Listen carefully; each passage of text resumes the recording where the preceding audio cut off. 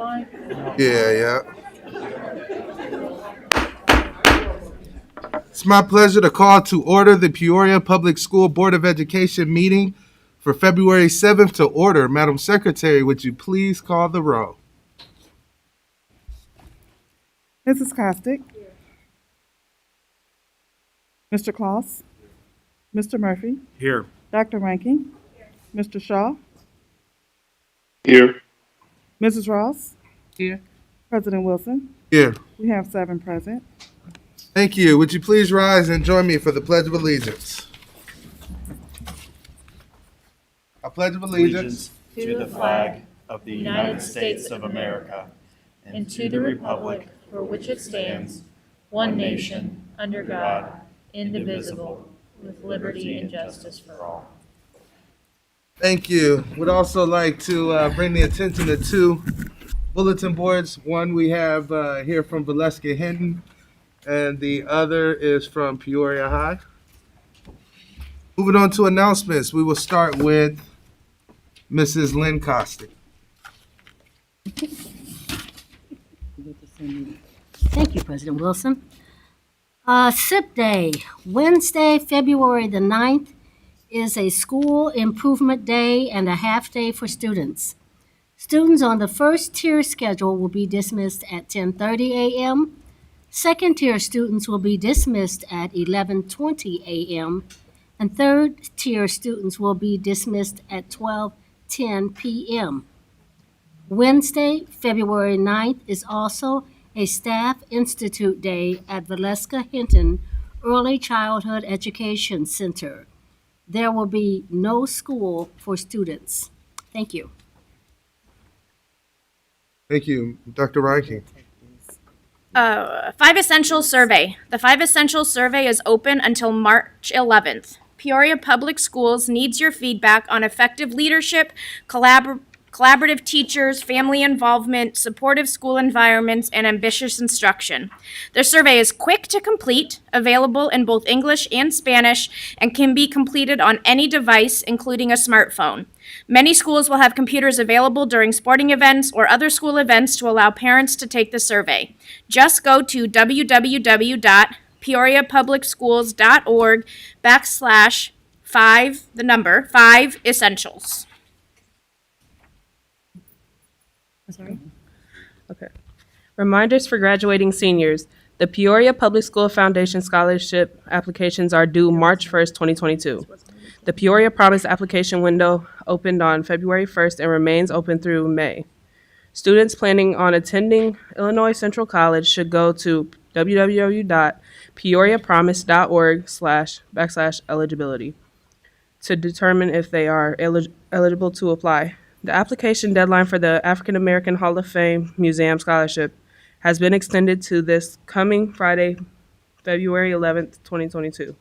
The Illinois Sheriff's Association Scholarship awards a $500 scholarship to 2 Peoria County students.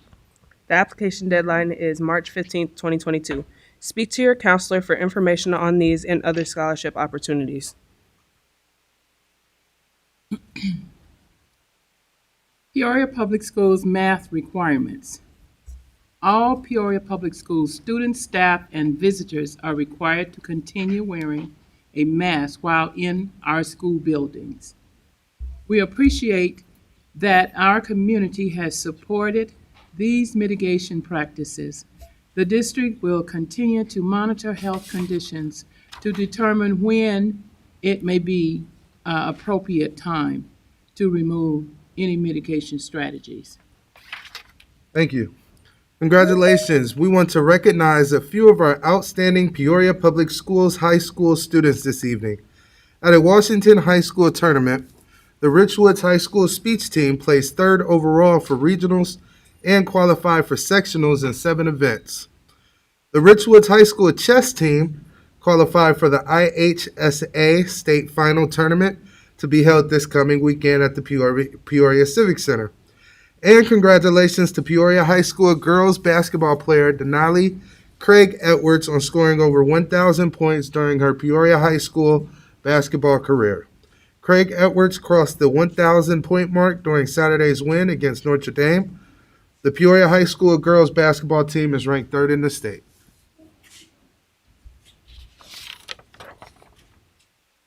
And Chase. President's Day, there will be no school and district offices will be closed Monday, February 21st. The second board meeting for the month of February will be held on Tuesday, February 22nd. The Peoria Schoolhouse Open is a unique event that blends mini golf with a pub crawl and is hosted by the Peoria Public Schools Foundation to raise funds for middle school athletics in the district. This year's Peoria Schoolhouse Open will be held from 11 a.m. to 2 p.m. Saturday, February 19th. The event begins and ends at Kelleher's Irish Pub. Each team will be given a swag bag that will contain a t-shirt, 2 drink tokens for each member, and a scorecard and a golf ball. For more information or to register your teams of 4 players, please visit www.peoriaschoolhouseopen.org. Thank you, Mr. Murphy. Next, we have awards and recognition. I'm sorry. Shaw, do you have any announcements? I do, President Wilson. Thank you. Middle school speech competition. Congratulations to our 4 Peoria Public Schools middle school students who competed in a national speech competition in Santa Ana, California this weekend. These students have been participating in the PPS Middle School Speech Program since the fall and have participated in multiple tournaments. Congratulations to the following students for representing Peoria Public Schools in California: Kimora Cannon, Lincoln K-8, Zariah Long, Lincoln K-8, Marcus Robinson, Roosevelt, and Nyasia Thomas Harrison. Thank you. Thank you, Mr. Shaw. Next, we have awards and recognition. Those who excel award winner, Peoria Public Schools nurse team, Dr. Ann Bond. Good evening. I am so honored to be here tonight to celebrate our nurses, and I actually have 5 of them with me here tonight, and then others are online watching. So hi, everybody, if you're watching. Can you come up and join, please? I just want you to put eyes on them while I share a little bit about them, okay? Okay. So, I know. There you go. Okay, so just a little context. Our nurses are hired to do all sorts of things, right? They provide first aid, they provide administer medication, they ensure that we're in compliance with physicals and immunizations, they make sure our AED machines are working. I mean, all of these things are parts of their everyday routine. They also have a lot of nursing interventions that they do. So they are working with our students who have diabetic management plans, asthma action plans, seizure action plans, G-tube feedings, catheterizing some of our students. So there's just a wide range of why we have nurses in our schools. And so they do that every single day as it is, and have done it for a long, long time. And so what makes it really special and unique to have them here tonight is to be able to honor all that they've done for us prior to the pandemic and then also during the pandemic. So during the pandemic, as you know, things have been evolving and changing, and these lovely ladies have just been so amazing. It's really hard to even put into words everything that they have done.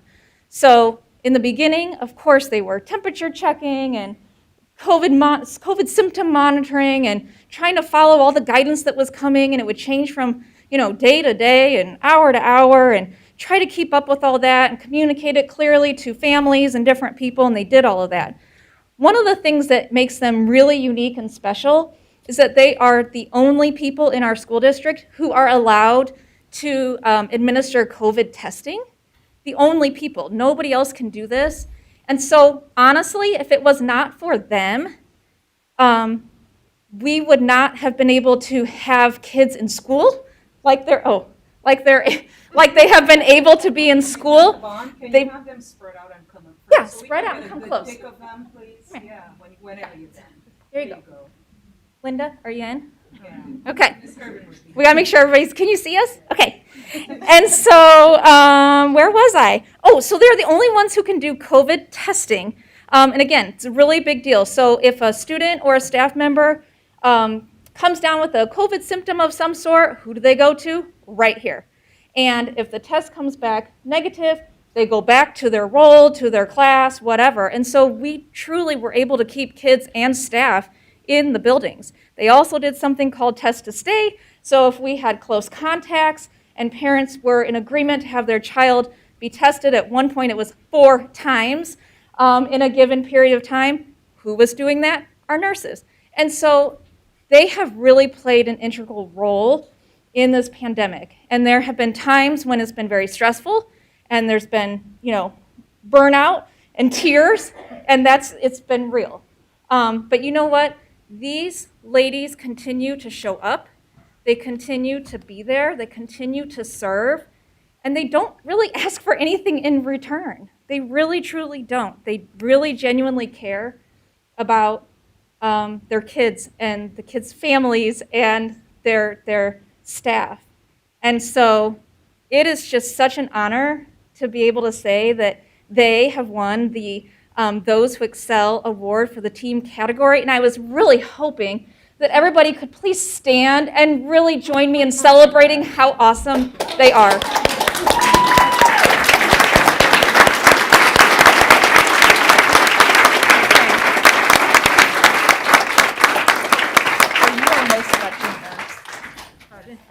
Guess what?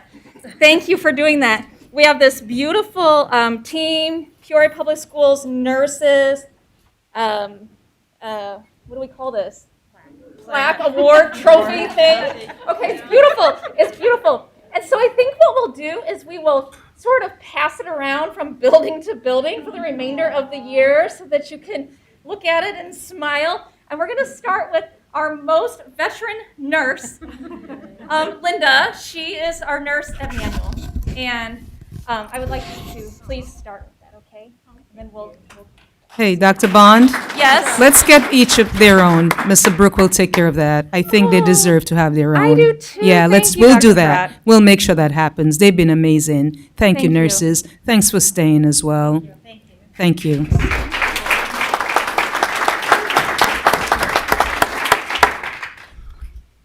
Next, we have district presentation, high school science curriculum update, Ms. Tracy Doniff.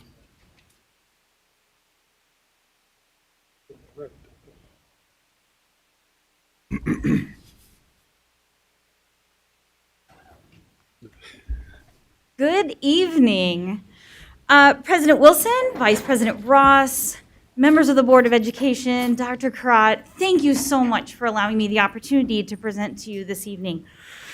I'm looking forward to having the opportunity to advocate for our high school science students and teachers tonight to request the purchase of new instructional materials for our high schools. Now, part of our work in getting to this point where I'm requesting this has actually started last year. Last year, the curriculum department presented to our school board on our process for curriculum in the past leading into the future. And so we presented to you that part of that work was going to be selecting high school science textbook as part of the renewal process, which was shared with you last year. That started in the spring. In the spring of last year, we started mapping out curriculum maps by meeting with teachers from Manual, Peoria High, and Richwoods. We found which NGSS standards aligned to each science course and organized all that work. Then we reviewed different textbook resources. So now we know what standards we're teaching in each course. Now, which textbook resources will help us teach those? And so we looked at multiple different textbook resources and selected 2 as a committee in order to pilot. Now that pilot process actually started this year for the first semester. Teachers who wanted to pilot volunteered to do that. This was a very challenging year to do a pilot in, but they stuck with it, and I really appreciate their efforts to do that in the first semester of this year. And then we met as not only a whole group of science teachers, but also individually by course to talk about their piloting experiences.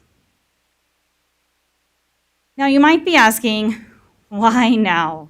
We have so much going on in public education right now, and in Peoria Public Schools specifically. Why would we choose now to pilot and purchase new science textbooks at the high school? Well, I have 4 reasons.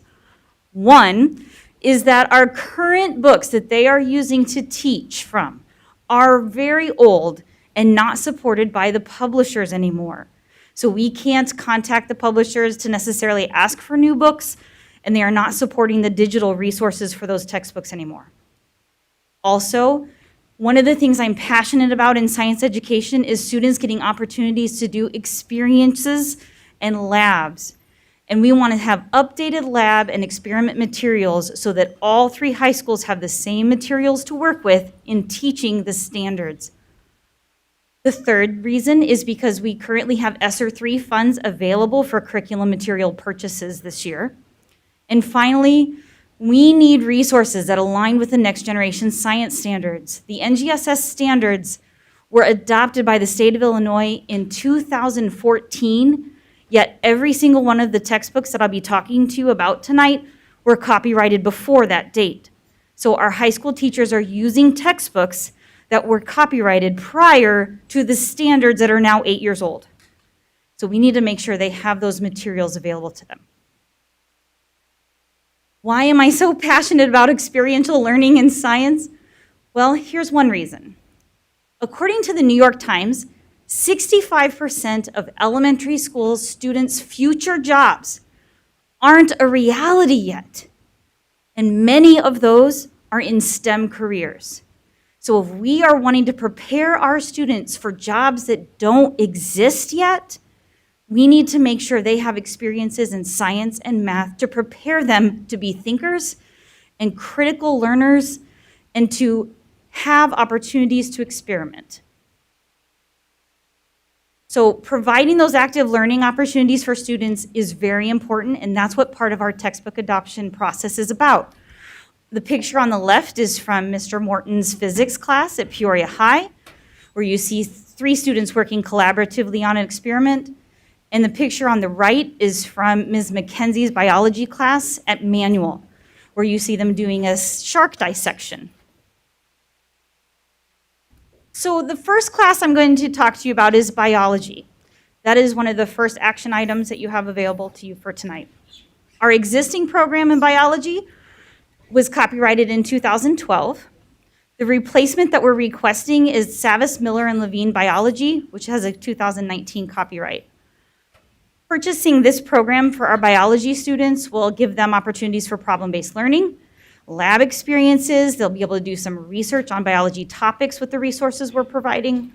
We will have student textbooks with 6 years of digital student and teacher access online. Remember what we have now, there is not that at all. They have leveled reading materials for student support, which is pretty critical for our freshmen. There are 13 labs or virtual labs for students, so they'll be able to do virtual lab dissections as well as actual lab dissections. And that also includes professional development. Physics is another class that we will be asking for this evening. And in our physics classes, we currently are using Holt-McDougall Physics with the copyright of 2012. We're requesting the replacement of Pasco Essential Physics textbook copyrighted in 2017. This program also has student textbooks with 6 years of digital resources and teacher access online, student lab manuals, multiple lab investigations. There are comprehensive physics kits containing all the materials needed to do all the lab activities in the text, and professional development is included within that. I have the privilege tonight to introduce you to Mr. Joel Morton. He is one of the teachers at Peoria High. He teaches physics. He was one of our piloting teachers. He is a leader in science education at Peoria High and in Peoria Public Schools. And he has done so much work to support our pilot process. So I'm going to step aside so he can tell you about his experiences using the Pasco Physics pilot curriculum. Good evening. As Tracy mentioned, I'm a physics teacher at Peoria High. I started a long time ago at Woodruff when Terry was chubby and I was skinny, and times have changed. The years, obviously, we've seen a lot of changes in technology and in the kinds of jobs and how jobs use technology. The Picture here is a young lady working on one of the labs that would come with the comprehensive physics kits. The red cart actually is a fairly complicated instrument. It has sensors for force, position, velocity, acceleration, and angular acceleration along 3 axes. These are the same kinds of sensors that are in most of your phones, although the phone interfaces generally aren't very friendly in terms of accessing that data. It is possible with the right app. And just as an aside, the curriculum that we're asking for does include an app for the students to put on their phones if they so choose, and they can do some of these same kinds of things using the instrumentation that's built into modern smartphones. Obviously, that's not something that we'd expect them to be able to do because not every student has the appropriate kind of device. You can see that the student's using one of our streams. The user experience on those for the students is all right. I also have some more powerful laptops that I prefer to use, mostly because I'm old and I can't see the screens on those streams very well. But fortunately, the curriculum packages do include some magnifying glasses, so we'll be set. The idea is we're asking for enough sets for each of the schools to have enough stuff for our students. The schools have very different organizational histories. We've had different teachers and different priorities in terms of how we've spent our various funding sources over the years. So while Peoria High has been relatively fortunate in that our principals have strongly supported our science programs through Title I and recently ESSA, I don't know the situation at the other schools. I know Manual has asked a couple times for help with sourcing equipment. They've had a number of physics teachers over the years, and it's difficult to maintain a kind of building if you don't have the stable personnel. Richwood's situation, I don't know very much about, to be honest, but I do know their technology is a little bit older, whereas I've been directly using with students the exact equipment, mostly, that we'll be asking for with this request. It's very important for the students to have technology integrated into just what we're doing on the daily routine in terms of lab work. Very few positions that are going to support somebody don't use technology to usually a greater extent that's increasing over time. Having our students get familiar and, dare I say, fluent with particular software applications isn't the point. It's getting them used to working with the technology and getting to the point where the technology is invisible and learning that they can use the technology as a tool rather than as something they have to learn on its own right. I realize we're asking for rather a large sum of money for a relatively few students, but the students that I've had over the years at Peoria High that have been working with this equipment have enjoyed the experiences. I'm sorry, Olivia. She was in my physics class last year and didn't go well. Through no fault of our own, of course. The fact is that engaging students is one of the biggest, if not the biggest, challenge that we face, and the hands-on equipment and the technology is the most successful way I've found in the last few years to address that issue. So, hoping for your support. I'll appreciate it if we get it, and more importantly, I think Richwoods and Manual need the resources so that they can start to build their own programs.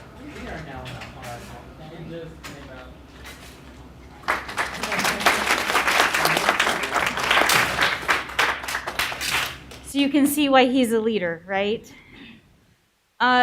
We very much appreciate his time and perspectives in trying out the physics materials. I'm also going to talk to you about human anatomy and physiology. This is a course that is taken by our upper grade high school students. They are currently using the Glencoe Anatomy and Physiology textbook, which copyrighted in 2013. So it's approximately 9 years old. We are asking for the Savas Essentials of Human Anatomy and Physiology, which has a 2022 copyright date. That textbook also allows for 6 years of digital access for our students, as well as student study guide materials, lab manuals, and a human body atlas that our piloting teachers were excited about, as well as professional development for those teachers. Our final course that we are asking for support on this evening is physical science.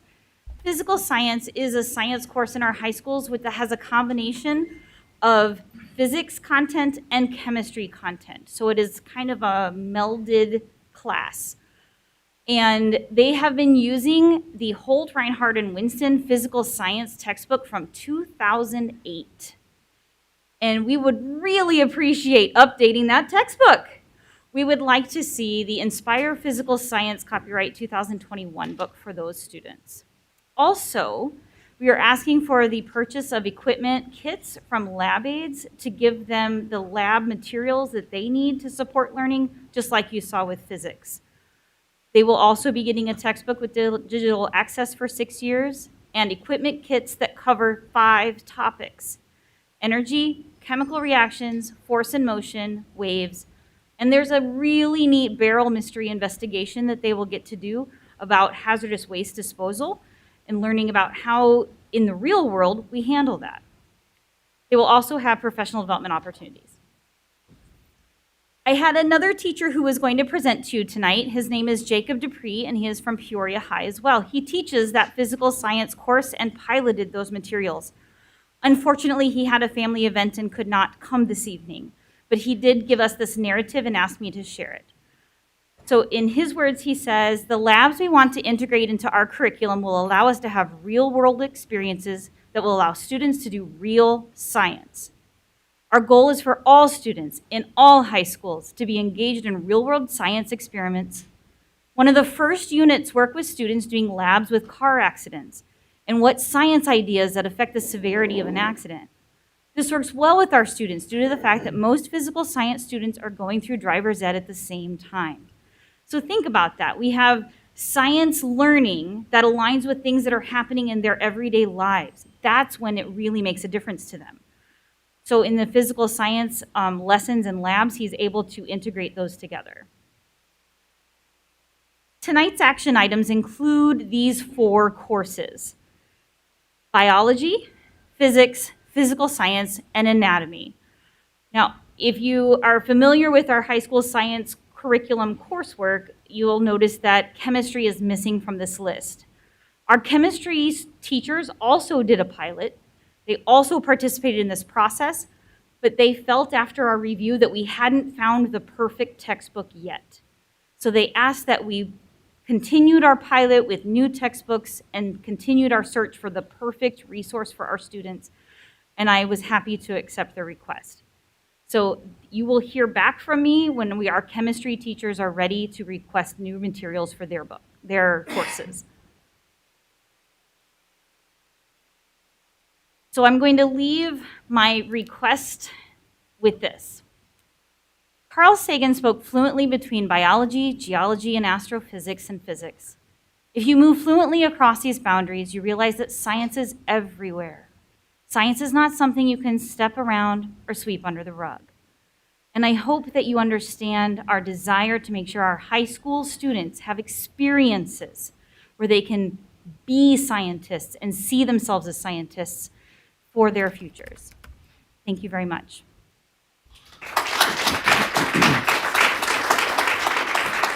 Do you have any questions for me? Thank you, Ms. Stoniff. Any questions from board members? Okay. Vice President Ross?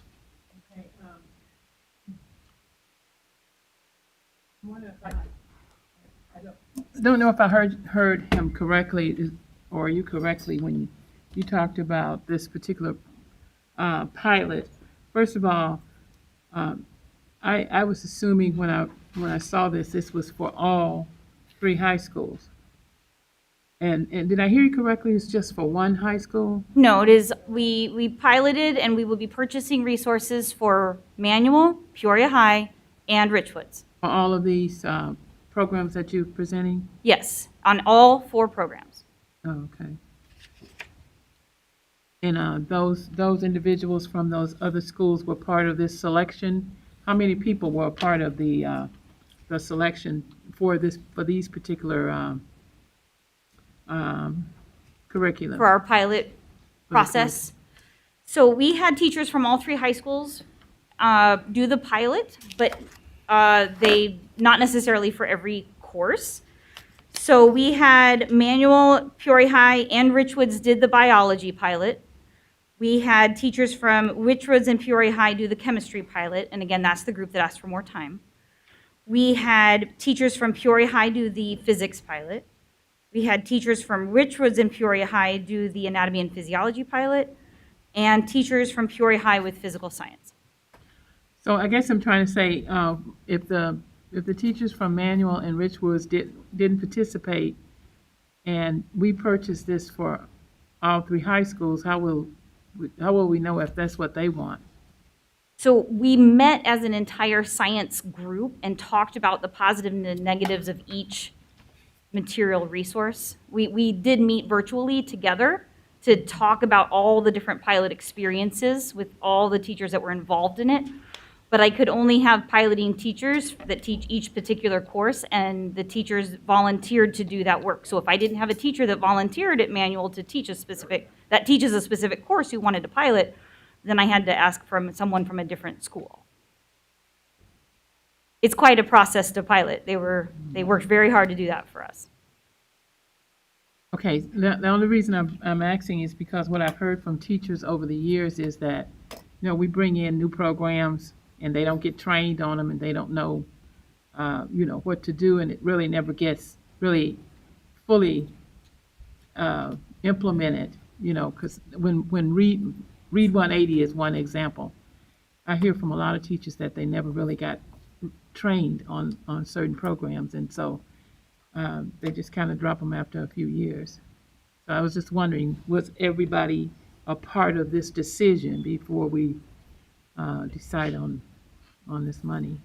So not only were all the teachers who were doing the pilots from all three schools part of the decision-making in this process, but I also shared all of these results and discussions with the building chairs from each high school. So I also had the opportunity to talk to them about the process and get them a chance to ask questions and reach out to the teachers that work in their departments and come back and give me feedback. So we are able to get feedback from all of them, but they didn't all pilot every single program. Mm-hmm. And last question. Many of the programs that these programs are going to be taking the place of, are we still under licensing, additional licensing with any of those? Or are we going to lose those licensing? I heard you say 2008, 2000, what was the other one?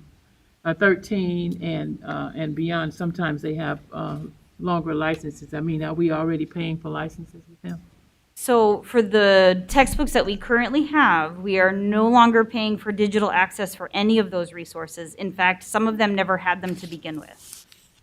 The resource, the biology and physics textbook that we currently have, the textbook company allowed us one final year of access this year to the digital resources, and this is the last year they are supporting the online component of that resource.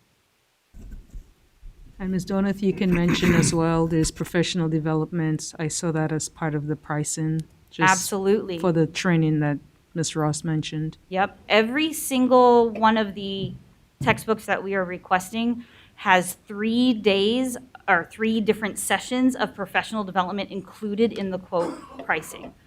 So we will be able to do professional development for teachers before school starts in the summer, as well as right when school starts on one of those first school improvement days or teacher institute days at the very beginning of the year, as well as another one mid-year to do a check-in and continue to support their growth with the program. Thank you. Vice President Ross, did you? That's all right. Mike? Yeah. Thank you very much for your presentation. Also, big thank you to the teachers that piloted those programs. I'm sure that was a lot of work. I just have 2 questions. One, I think it was on the biology textbook that you're requesting. I couldn't remember exactly, but was that the one that is the one that you're requesting from 2017? I saw the other ones were 2021 and newer, but that one was 2017. I thought maybe it was the one before that. There was one that was 17, I thought. The one, Yeah, the that one that one we're right there, the replacing physics is one. the Pasco Physics is 2017. Yes, that's the one that Mr. Morton also piloted. Okay, and so that is that the kind of the most current one that worked the best for us? I mean, is it going to be, because it's already going to be 5 years old at that point? It's the important thing there. High school physics hasn't changed a whole lot in terms of the content and topics and sequence from 100 years ago, to be honest with you. What's changed is the technology and pedagogy, the way we teach it, and the difference there was the lab manual and the lab, for instance, physics kits. It really is, they're not perfect because, one lab manual for every school in the country is a bit much to ask, I think. But it's definitely something that anybody with the endorsement should be able to take those kits and that lab manual and run a course. And the textbook is very good. Again, it's not perfect because we have 3 very different schools. And it's very much a one size fits all. It's not going to be perfect for any Mhm. but it was clearly the better of the options, and it is based on the next generation science standards and the modern pedagogical approaches that focus on the hands-on individual content. Okay. And then my other question is, and thank you. My other question is, with the purchase of these new books, are there going to be enough books for every student to have a textbook? Our purchase quotes include 1 textbook for every student who would be rostered for those courses. Yes. Okay, thank you. Dr. Ryan King. Yeah, going back to the question about PD. So initially, when they're implemented, the PD will happen, obviously, as you're rolling out something new. But if we have turnover with teachers in those positions, do they get, as part of this quote, also their PD when they start, or do they just kind of get lumped into where everyone else is? Like, how does that, where does that come out in the quote? Absolutely. So within the quote, we have 3 sessions per course included. The intention is to use those 3 sessions over the course of the 2022-2023 school year.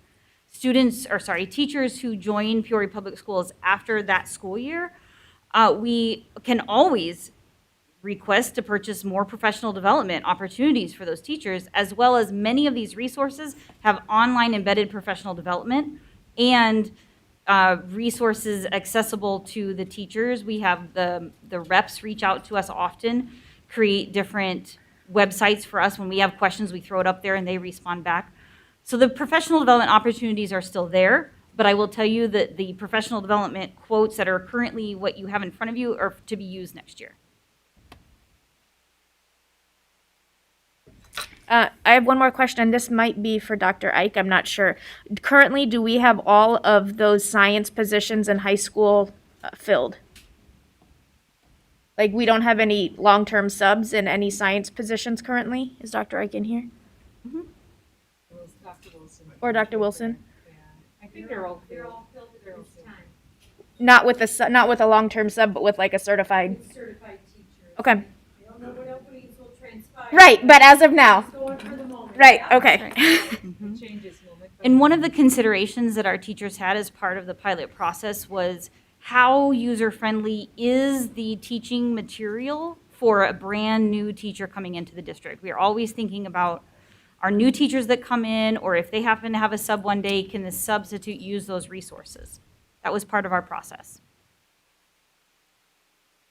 Thank you. Any other questions for Ms. Doniff? Seeing none, thank you. All right, thank you very much.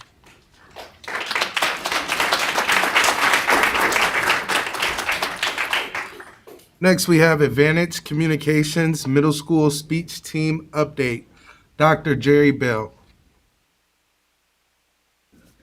You hit the lights. Yeah. There's a president. Oh, okay. Good evening, President Wilson, Vice President Ross, members of the school board, and Dr. Karat. As the executive director of middle schools, I have witnessed firsthand the tremendous work and continued progress of students in the district's speech program. As a reminder, at the beginning of this school year, the district partnered with Advantage Communications, a Santa Ana, California-based company, which was founded by Bradley University alumnus, Mr. Salvador, who likes to be called Sal, Tina Jadro. The premise behind the creation of the partnership was to begin a speech program at 6 of the district's schools: Glen Oak, Harrison, Lincoln, Roosevelt, Sterling, and Tree Wind. The targeted group or grade level were fifth grade students, in which speech coaches work with students to build their English acquisition, analytical writing, vocabulary, oral communication skills, create student confidence, and of course, build their public speaking skills. I am happy to report an update that since their first tournament on November 20th over at Roosevelt, each of these 253 students' speech skills have gotten better and better. Before I ask Ms. Salema Nala, the district speech director, to join me here at the podium, please take a moment to enjoy this short video featuring Marcus from Roosevelt Magnet School. Hey, my name is Marcus. My age is 11, and the school I go to is Roosevelt Magnet School. This is a story about Black joy. From my history books to TV shows, it's well documented that being Black in America is full of challenges. One reality, however, is always missing: joy. At the heart of every hardship is a Black joy that refused to be extinguished or overcome. So with the poetry's Black Joy by Warriors March and Dinosaurs in the Hood by Denise Smith, a program because Black joy is real, and this performance is proof. Black joy is real. It's native. It's not white was here before God said, "Let there be light," so they can witness a glimpse of what they've been missing.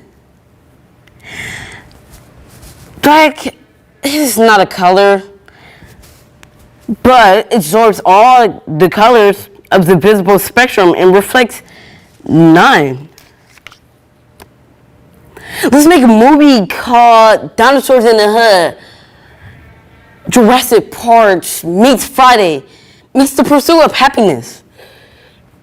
There should be a scene where a little black boy is on the bus playing with a toy dinosaur and then look out the window and sees a T-Rex. Because, duh, there had to be a T-Rex. It's a dinosaur movie. Joy is a feeling of great pleasure or happiness. Black joy looks like me, or her, or him, or them. Don't let Tarantino direct this. In his version, the boy plays with a gun, the metaphor being black boys' toys with their own lives, display the image of his father, the foreshadow to his end.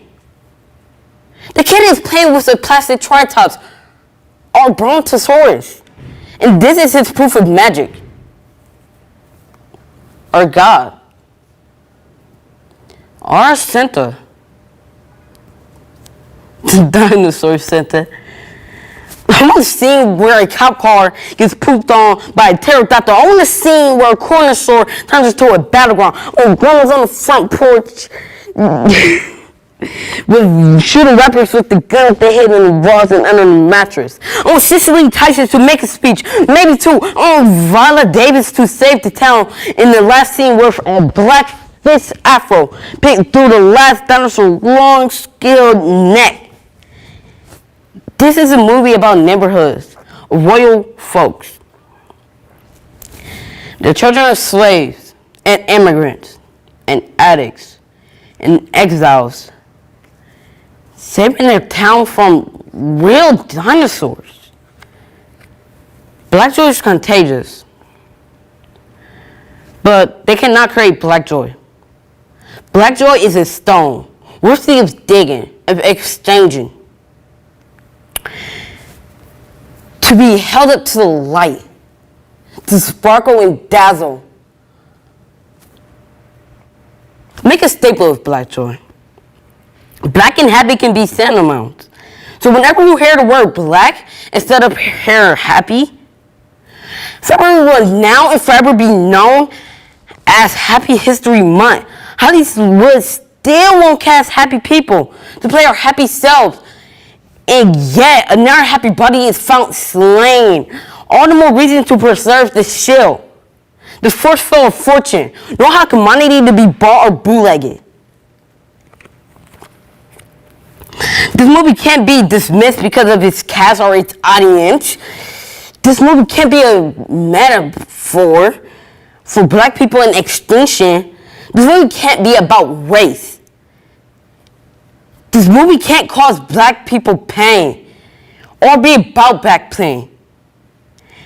This movie can't be about a long history of hurt, of having a long history with hurt.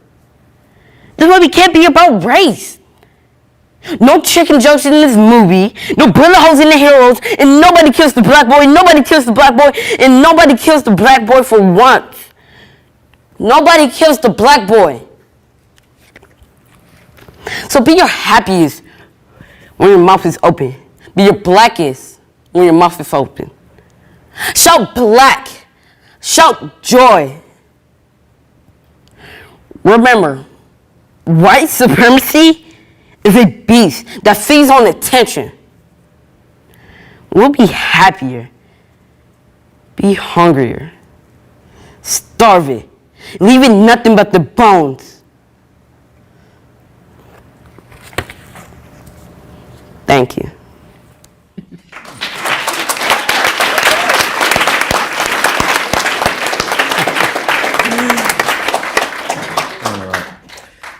As evidenced by the video clip, Marcus and other students have greatly benefited from their participation in the district's speech program. Ms. Nala, please join me and share some of the highlights of our students' participation in last week's speech tournament in Santa Ana, California, and please share what parents can expect at the district's next speech tournament on February 26th at Glen Oak. Ms. Nala.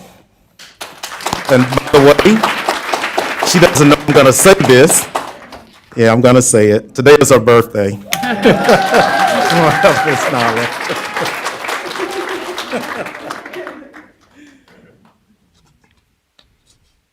Thank you so much. I tell my students that I'm 85, and the secret is sunscreen and water. But as you just saw in this video of Marcus, he was actually one of the sixth graders we took to California. He competed in what was the Santa Ana Unified School District Mardi Gras Middle School Tournament. Obviously, as a sixth grader, he was amongst the youngest age group, competing against other seventh graders and eighth graders who've been training in speech since, as young as our youngest students here in Peoria in fourth grade. In his category, prose interpretation, amongst 118 students, in his first year, Marcus placed sixth.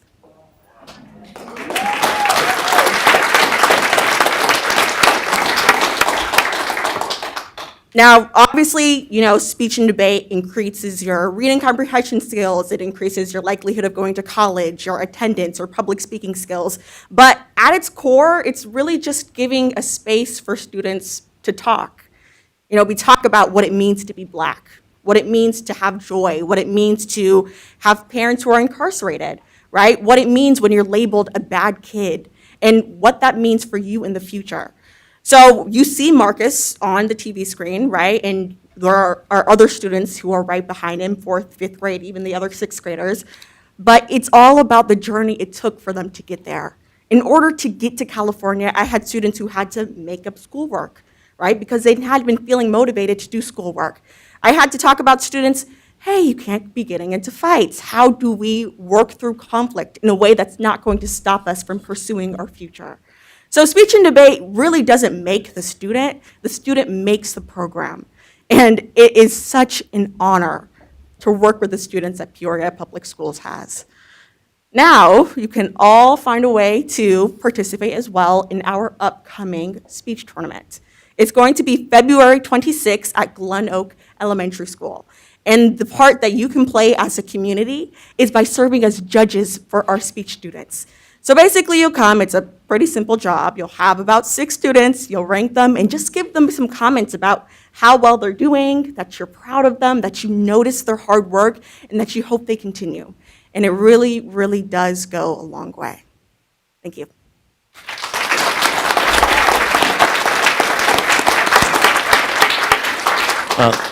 Mr. President, just wanted to acknowledge one of our speech coaches in the audience, Mr. Niles Jones from Harrison, and his wonderful instructional leader, Mrs. Daniels. And Mr. Niles, are these some of your speech students who came with you? Behind me, we do have Remy Collins. Stand up. Yeah.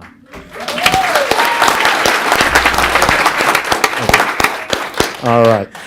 All right. Thank you so much, Mr. President. Thank you. Mr. President, I wanted to thank also Mr. Niles Jones for being a chaperone on that trip. Yes. I wanted to thank transportation because it was a challenge to get them to California. It happened during the midst of the storm, and their flight was canceled from Peoria to Chicago, and transportation came through. They have this amazing, what do you call it, Josh?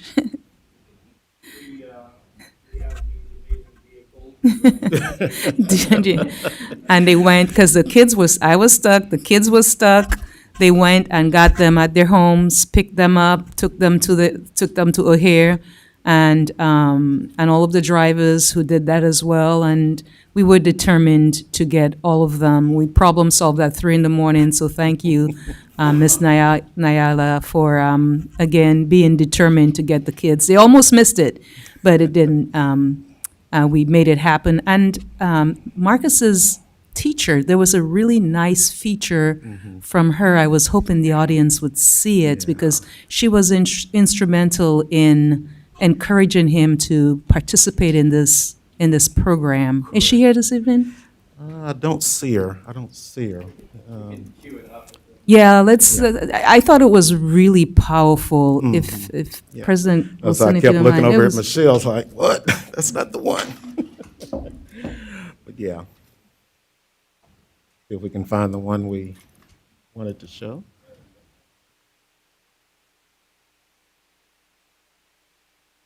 Don't have it. just a little bit of it.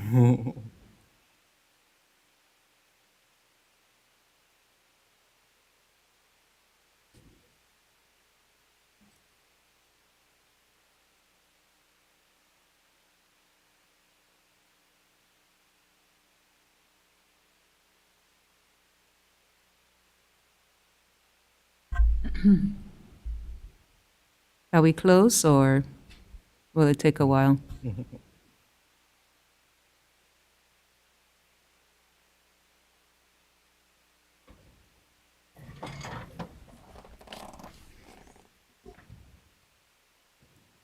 Yeah, this is the one we originally wanted to show, just as powerful. Hey, my name is Marcus. My age is 11, and the school I go to is Roosevelt Magnet School. This is a story about Black joy.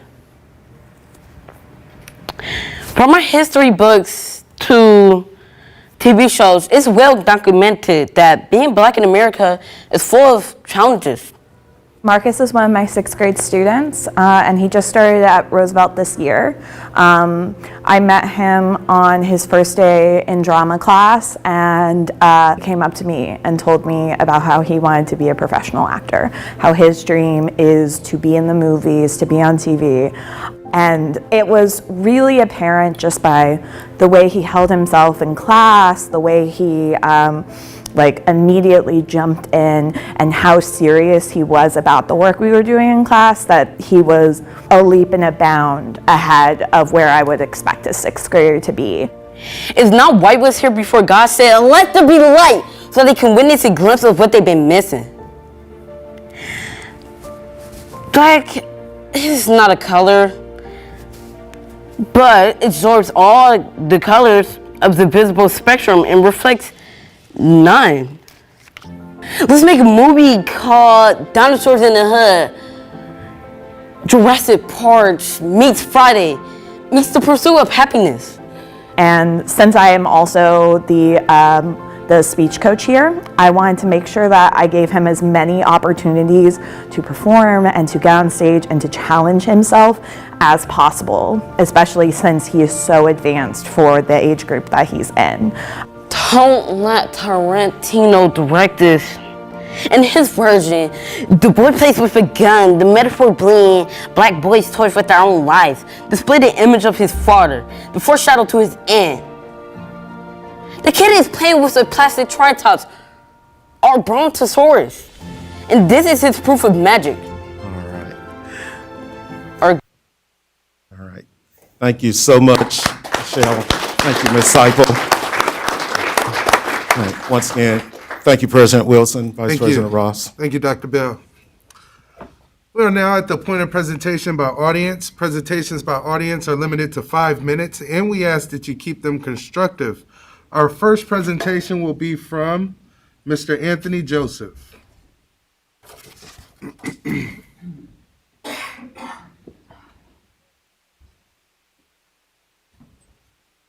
Hello and good evening, Dr. Karat, and to the members of the school board. My name is Anthony Joseph. I am an IB junior at Richwoods High School and a member of the Knights Marine Corps Junior ROTC.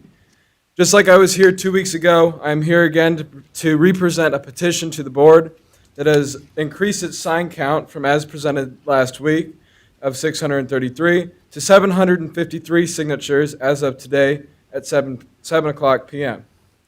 I am here on behalf of those 753 students, parents, faculty, and community members to share our opinions, ideas in opposition of your modified calendar that you are proposing and voting on tonight. As I said last week, the petition was posted on change.org and can be found under the name Stop the Modified School Plan in District 150, Peoria, Illinois. And it was posted by an IB junior friend of mine. It included many terms that those who all signed agreed with. Those terms included that there is not enough positive data to support this change, that it would be worthwhile, that there would be conflict with other schools and their schedules, causing issues with parents and teachers split among districts, that the new schedule would conflict with many students that have summer occupations, and that it would cause many complications with those trying to plan vacations during those last 2 weeks of the summer, and it could interrupt those who have made plans, like myself. Also, as you should know by now, as it was all sent to you, the Peoria Federation of Teachers Union conducted a poll of their members that surveyed 673 of your own staff, and of all those, 457 voted against the modified schedule. To put that into perspective, that's almost 68% of opposition that you have. And although there has not been a poll issued to the students, I can assure you that the results would be similar or more extreme than the faculty's values that I just stated. This overwhelming majority, with the issues that I am about to speak about, will hopefully change your perspective and more hopefully change your vote to give voice to those individuals that you all represent. It has been said that we, as students and a community, are scared of change. We are not scared of change. We have been through more change than any of us can count in the last couple of years, and we are open to any change that can be for the better good. But all of us who are against this do not believe that this is the best decision to be made. I'd like to elaborate more on what I spoke about 2 weeks ago, and why are we focusing so much on making this decision now, that it must be enacted next year, even if this was an undisputed issue, and that everyone was totally for it. Why do we have to make this drastic change so recently after the COVID-19 pandemic, which we still have not recovered economically or academically? Furthermore, why do we want to focus so much on editing our breaks to improve your numbers on academic performance and behavioral problems, when we should probably focus more on what happens inside the classroom and not inside of it? Issues at home will not go away just because of a schedule change, and students that do not study or do homework or simply just have trouble in class will not start performing better just because we give them longer breaks throughout the year. We should be changing how we address these issues on campus, in class, rather than expecting them to resolve themselves with a modified calendar.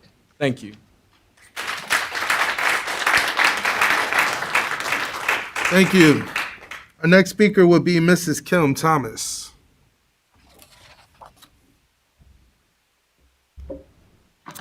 Hopefully everybody's having a happy plus happy, make that number Monday.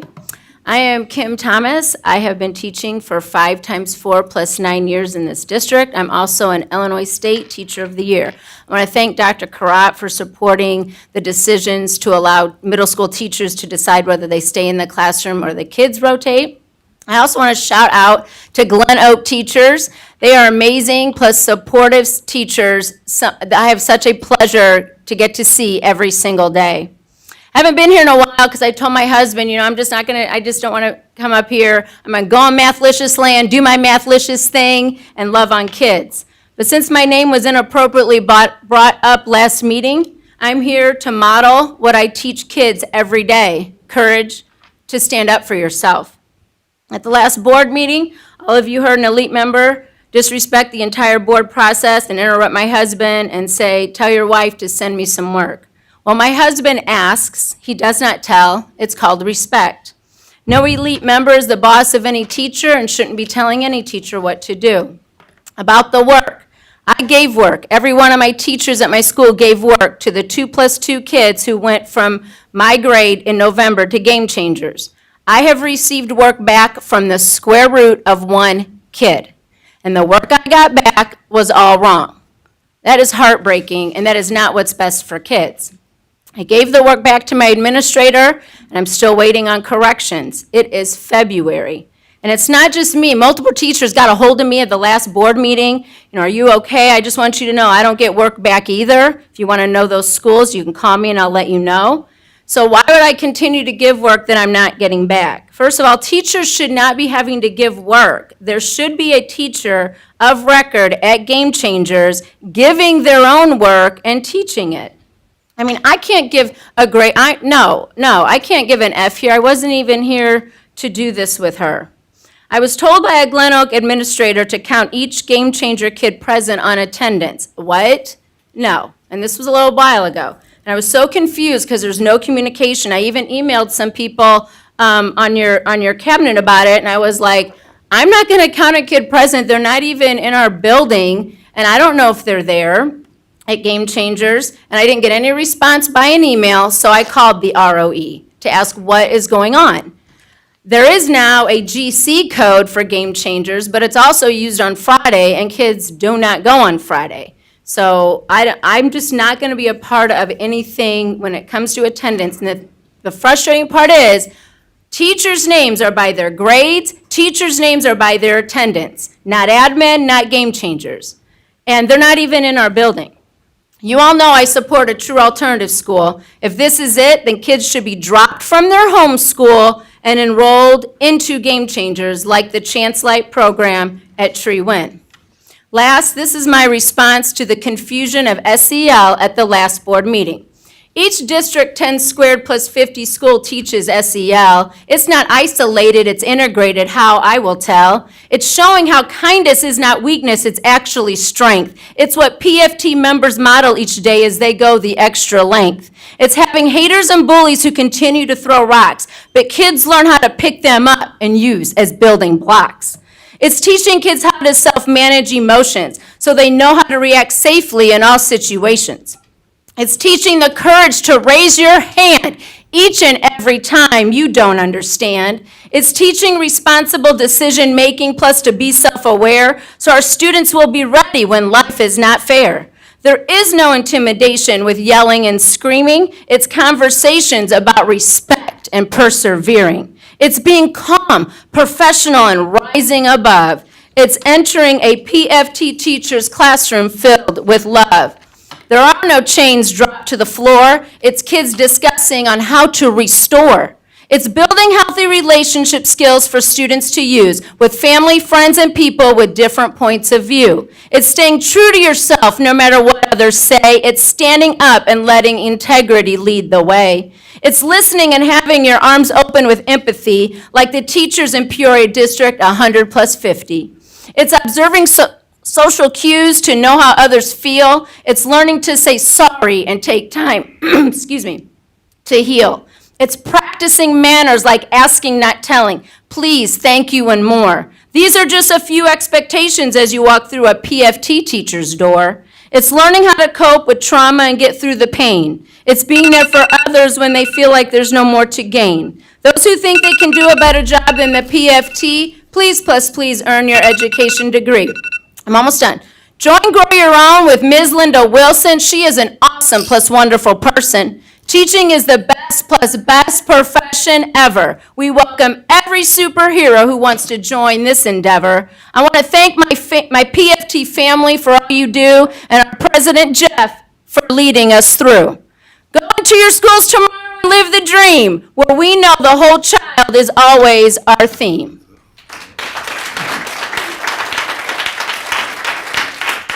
Thank you.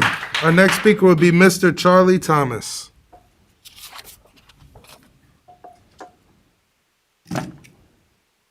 Yeah, I'm going to tell her what to do. Are you crazy? I'm smarter than that. Yeah, last board meeting was we already talked about this a little bit, pretty big disappointment. We got to do a better job of the board meeting itself, and that falls to the board members. Some of that's in your control, some of it's not. I understand that. To echo a lot of stuff she said, basically the complaint I have about any program, I was not on board with Edison. I was not on board with, and still not, with Quest. And I'm not on board with any program that doesn't have the credentials it needs to participate in our students' education process. I had to go to college and get a certain degree to teach. Teacher assistants have to have certain things they have to have done and completed to be in that classroom with the teacher. I mean, we go on and on about what credentials you need to do what you do. That's all we're asking. Now, I did see on the District 150 that jobs have been posted for Game Changers, I think. I think Game Changers, I'm not sure, but, and it was I was kind of disappointed in what the requirements were. I mean, they were kind of minimal. It's kind of like a substitute or something.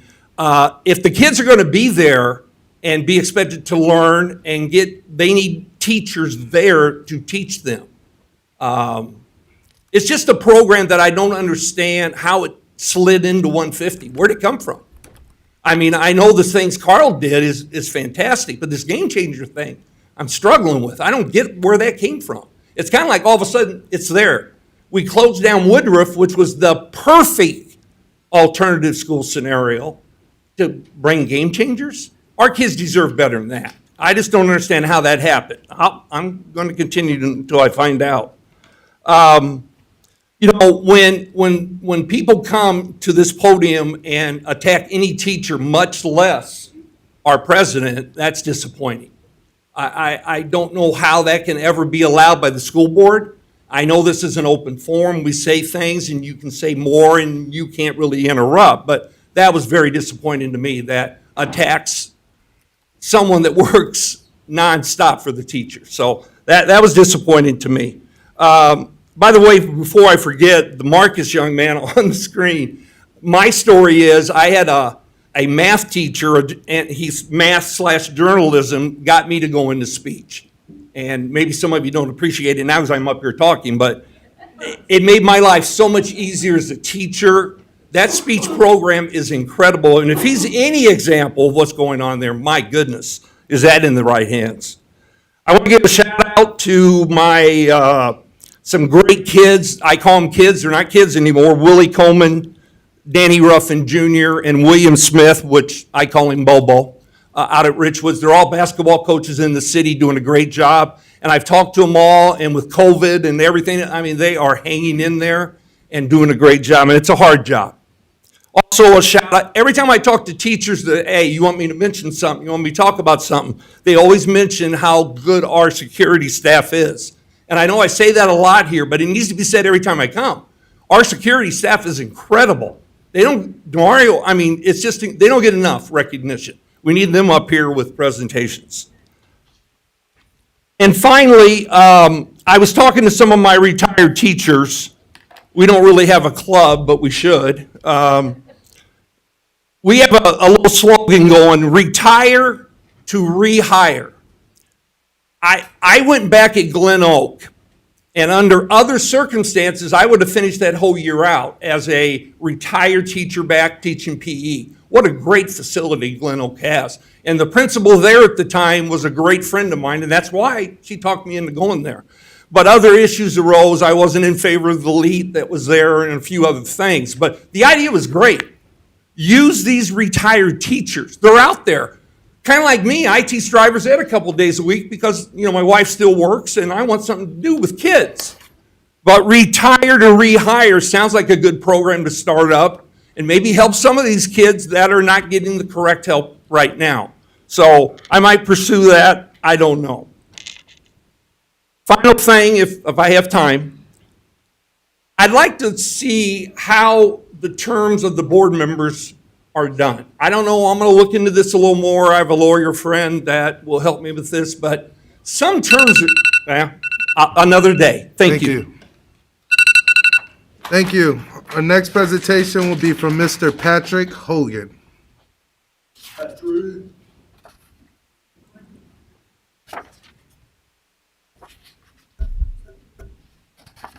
Good evening, and thank you, Dr. Karat, President Wilson, and members of the board for allowing me to speak tonight. My name is Patrick Hogan, and my name is Patrick Hogan, and as a District 150 teacher, parent, and alumni, I again rise to speak to urge you to vote no to the proposed modified calendar. After much review over the past weeks and years, the following is clear. There is no data that supports any academic improvements with a changed schedule.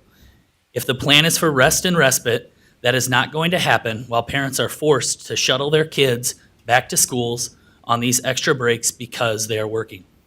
Parents have overwhelmingly spoken online and in public against the modified schedule. Student leaders, a great one tonight have spoken out that they do not believe this schedule is best for them academically or best for their social and emotional health. Teachers have voiced that this schedule is not what is best for students or themselves. This is clear when you look at the survey results from this past week, where 68% of teachers voted to retain the traditional calendar. Again, that is more than 2/3 of the teachers in our district that voted against the modified schedule after the presentation to the board just 2 weeks ago. This information was gathered through our union and sent to you, Dr. Karat, as well as all board members. Approving a calendar that teachers do not support during a teacher shortage is sure to have a negative staffing effect in the short as well as the long term. It continues to be said that taking 12 school days from the summer is not that big of a deal. Well, when you take 12 days, you are taking away over 22% of the summer learning days. Over a fifth of the summer is gone for our children. As good teachers don't start planning for school on day one, this also means that you're forcing teachers back to work effectively in July. So much for a nice long summer of rest and respite. Voting yes for the modified calendar would be voting for something that parents, teachers, and students are united against. Voting yes for the modified calendar is voting for something that has no data that shows improvements in academics. Please vote no for the modified schedule. Thank you. Thank you. The next presentation will be from Mr. William Cannon.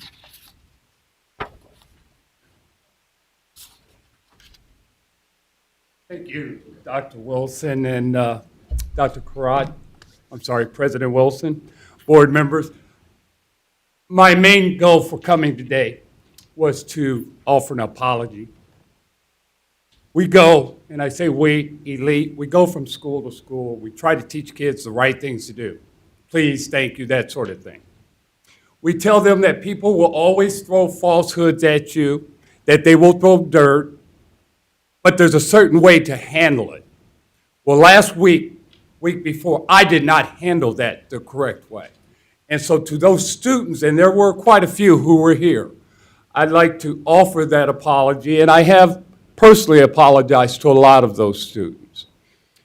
But on the other hand, I'd like to also offer some good things that we don't often get to talk about. I am at Glen Oak, I'm at Lincoln, and a few other places, and I have seen the changes from the beginning of the year till now.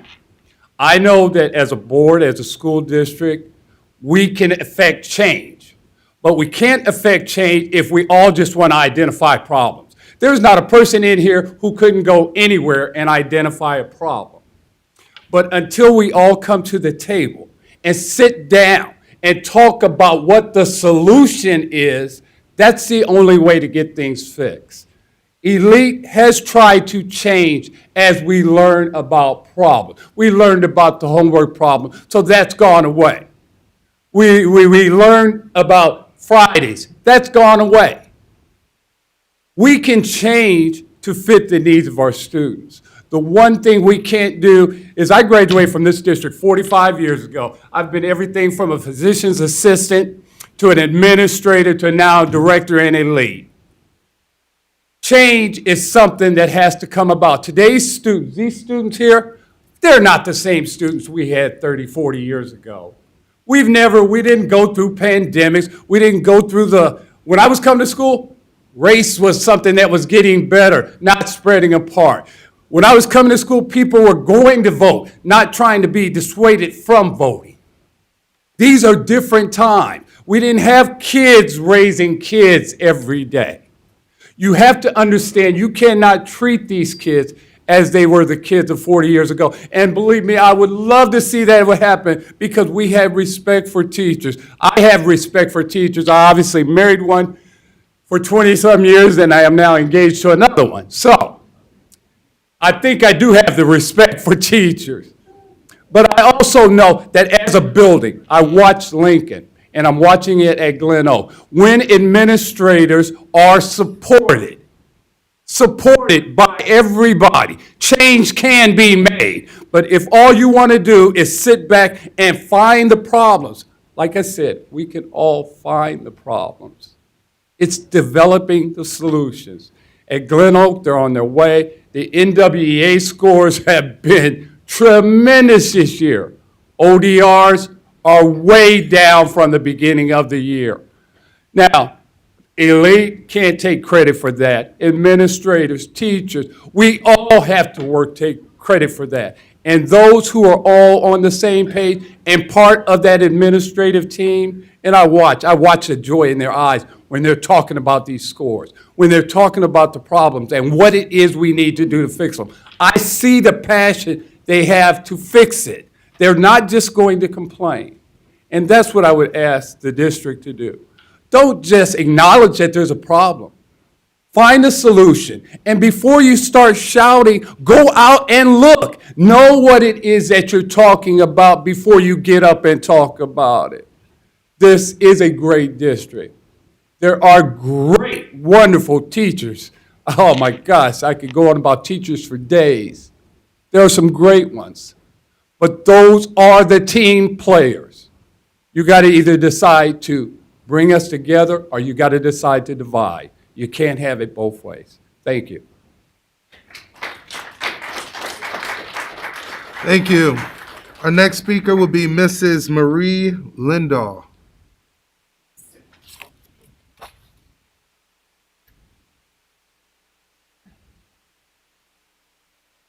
Good evening. My name is Marie Lindahl, and I'm a teacher and parent in the district, and I'm here to speak on two different issues. The first is the traditional versus modified schedule. I've seen from the agenda the proposed incentives to gain bus drivers. However, proposals don't guarantee employees. Many employers throughout the area are still without enough employees and do not see how our situation is going to change that quickly and to ensure that we will have enough drivers to fulfill the need we have. I also don't see why we are pushing through when we do not have the support. Last meeting it was mentioned we had teacher support. The union put out another survey, as it's been said many times, and the overwhelming number of teachers have selected traditional. This is not support for the modified school schedule. I also don't feel we have the full data from a full year of school at Harrison. If modified calendar is passed, I know personally, as I've said before, I'm a 4-H family, and we would have to miss the first week of school and also miss out for state fair.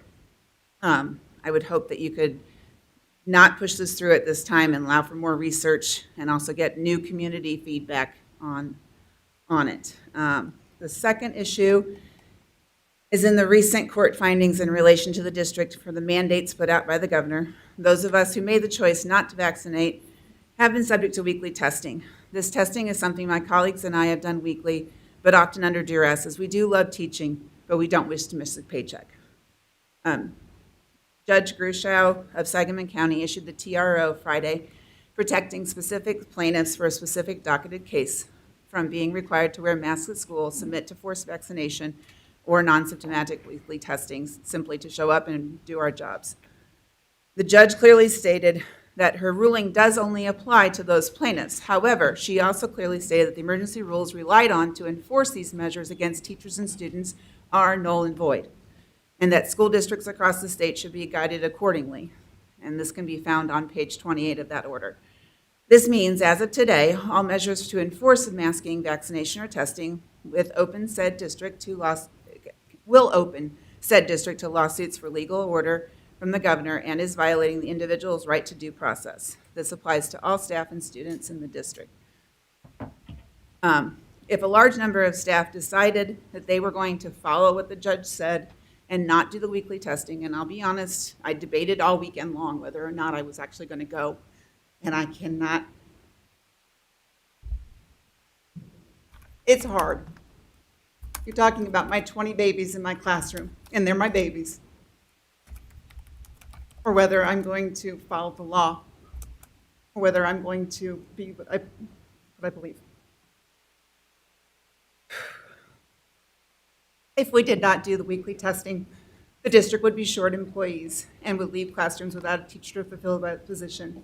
I do recognize that our district was not part of that TRO, but this does apply to all districts. After consulting I have retained an attorney, Bethany Hager. I'm not moving on that right now, but I want you to know I have seeked out legal advice. I just hope that you guys will reconsider where everything stands. Thank you.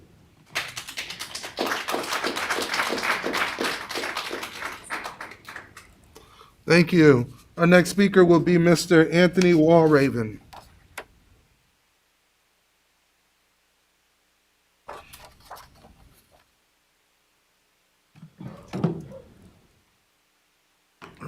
Good evening, Mr. President, Madam Vice President, Superintendent Crott, members of the Board of Education.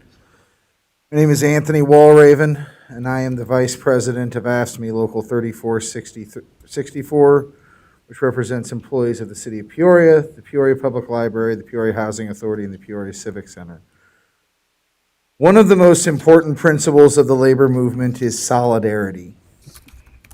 What that means is that if an attack on one of our fellow brothers and sisters in the labor movement is an attack on all of the brothers and sisters in the labor movement. And I'm here to speak to you today in support of my brothers and sisters in the Peoria Federation of Teachers. I'm here today because there is an increasingly large deprofessionalization of the teaching industry that involves basically taking teachers who are college educated and making that job something that anyone can do. And of course, then what happens when anybody can do a job is you can pay those people that do that job less. This is happening across the country, and it's happening here in Peoria. I have friends who are good people who are working as substitute teachers in the city of Peoria who do not have college degrees. I don't think anyone in this room would want to send their children to school districts where there were teachers that were not college educated.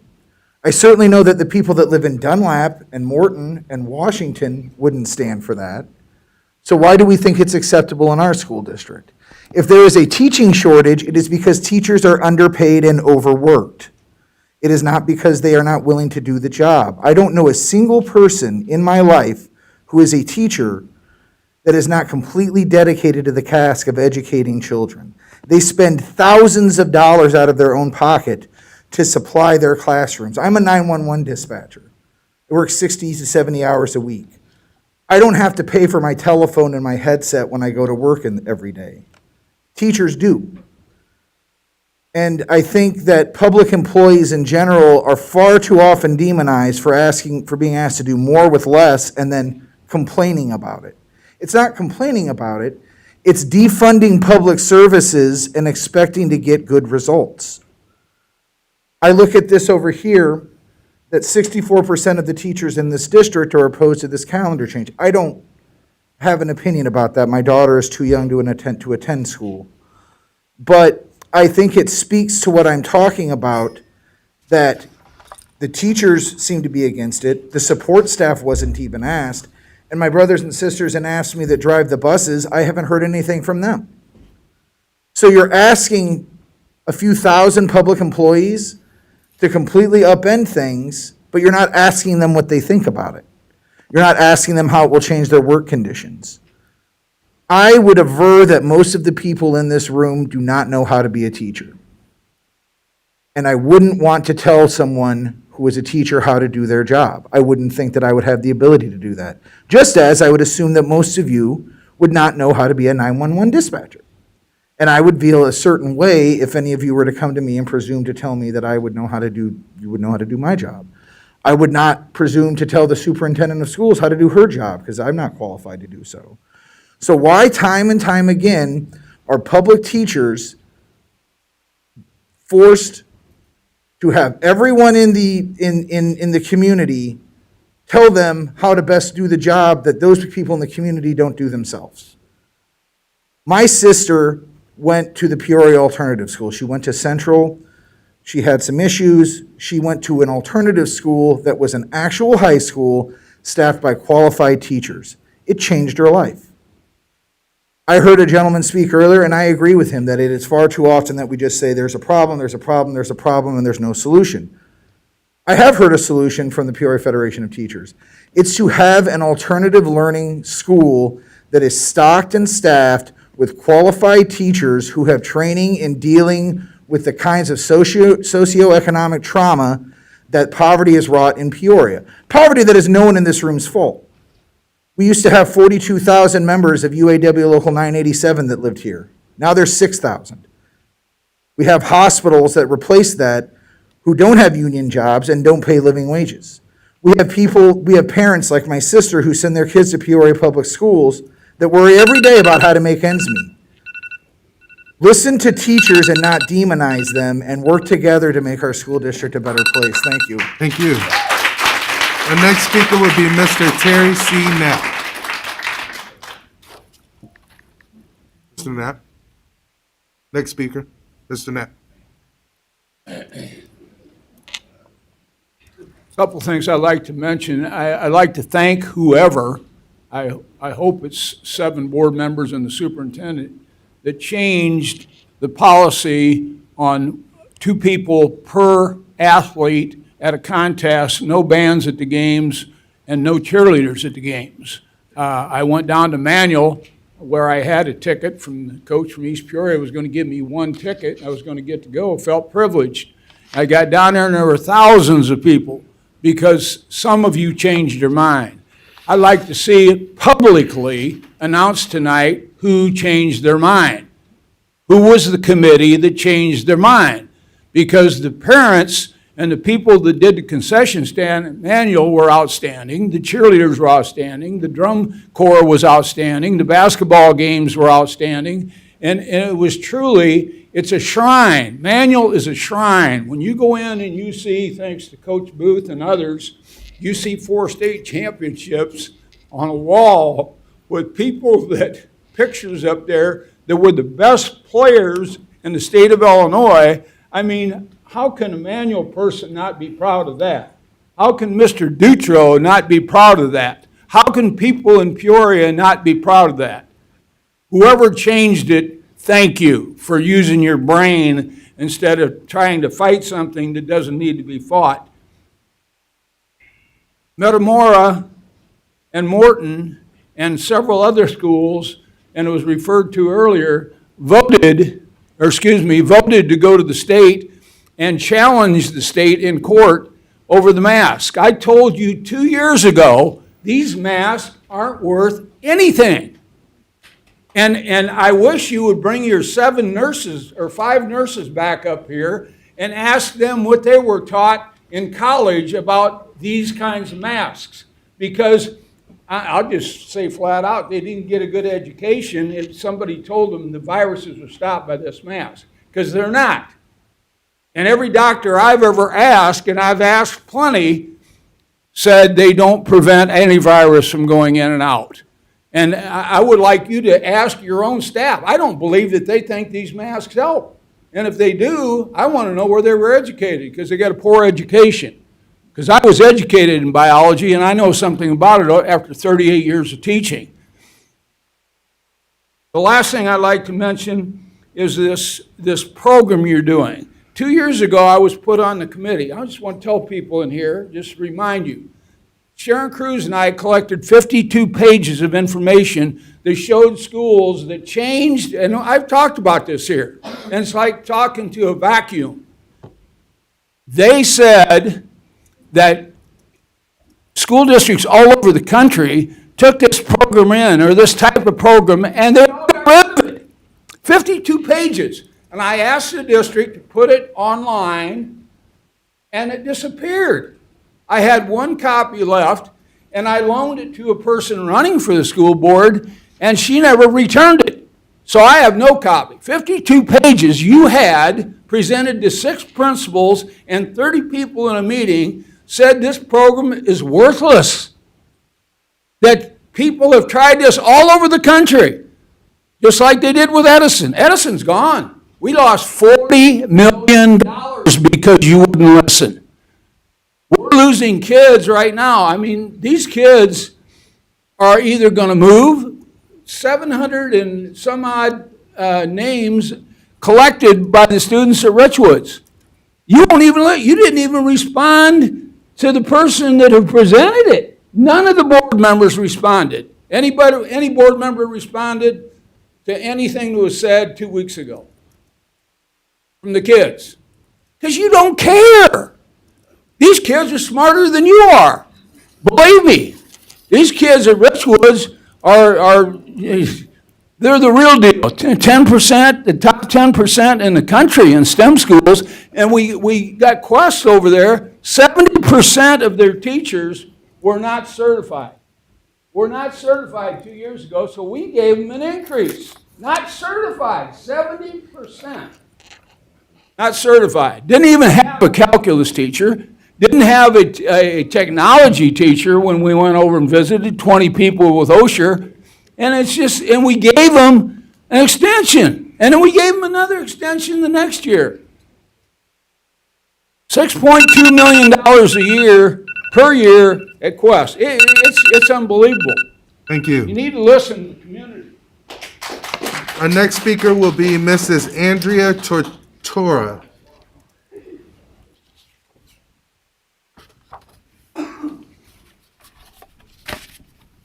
Thank you, President Wilson, Dr. Karat, and members of the board. I appreciate you allowing me time to speak tonight, and thank you for continuing the mask mandate. Also, Dr. Bell, thank you for presenting about the speech program and showing Marcus's video. That's a great story that I hope people outside this room get to see at some point. I'm a parent in the district. I have a student at Richwoods and one at Washington. I typically like to trust the process when it comes to district operations, but I am deeply concerned that the modified calendar is on the agenda again tonight. At your last meeting, this issue was tabled until a guarantee was in place to return to the 2-tier bell schedule. Tonight, you are asked to approve the modified calendar for next year, quote, with the understanding that the 2-tier bell schedule will be implemented, end quote. Today on WCBU, I heard a report that the board would also vote tonight on an incentive plan for bus drivers, and that we still have a shortage of 10 drivers.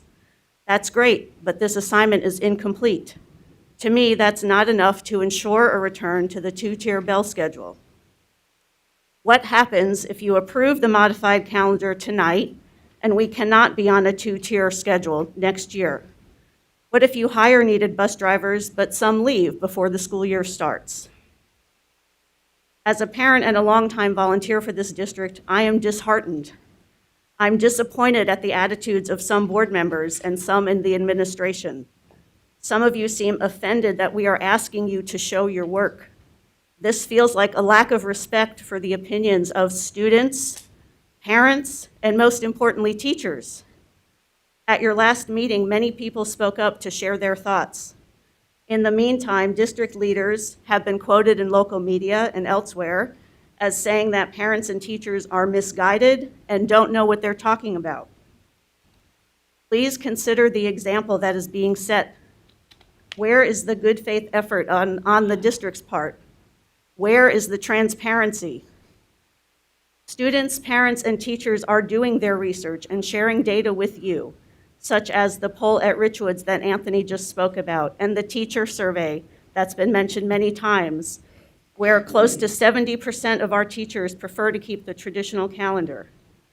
We are seeking information to help us make educated opinions. When we ask you questions and when we ask you for data and information, we are asking you to do the jobs that we elected you to do. If the board doesn't have the information, we expect you to direct the administration to find the necessary answers. I believe Peoria Public Schools is only as strong as its most vulnerable students. That is why I cannot honestly believe that the modified calendar is the best thing for all students right now. I have not seen any data or answers provided to the questions raised by parents, teachers, students, and some board members 2 weeks ago. I've reminded each board member of those questions in the 5th letter on this topic that I sent over the weekend. It's things like, where is the clear data about the impact of the modified calendar? What do we want to achieve? It's been mentioned many times, and I did my own review of the research. Only districts that extend their school calendar achieve academic gains. Will we regain the minutes that we've lost in our school day? That loss of minutes equals the equivalent of 12.5 days. How will teachers and students achieve rest and respite if they are expected to attend a week of intersessions?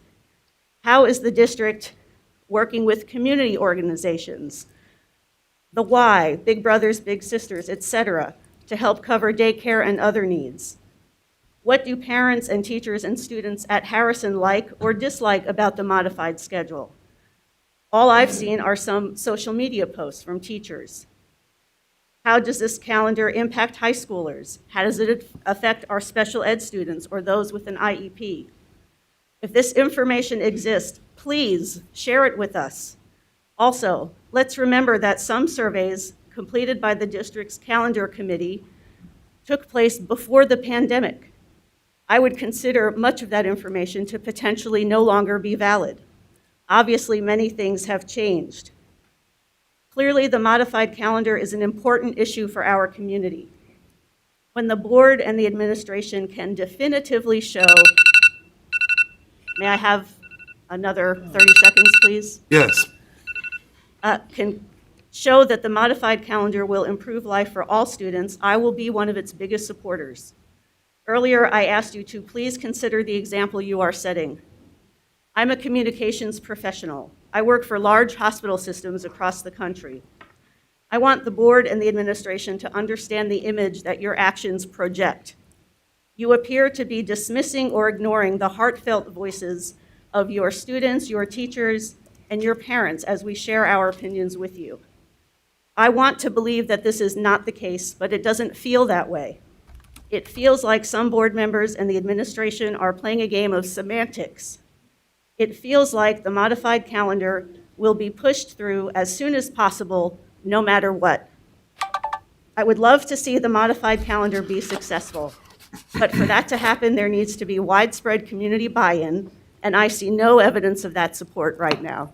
Thank you. Thank you. The next speaker will be Miss Alicia Granderson.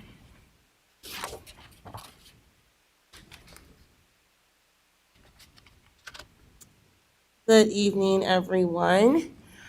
My name is Alicia Granderson, and I am the president of Peoria Parents Project. I am here tonight on behalf of the modified calendar.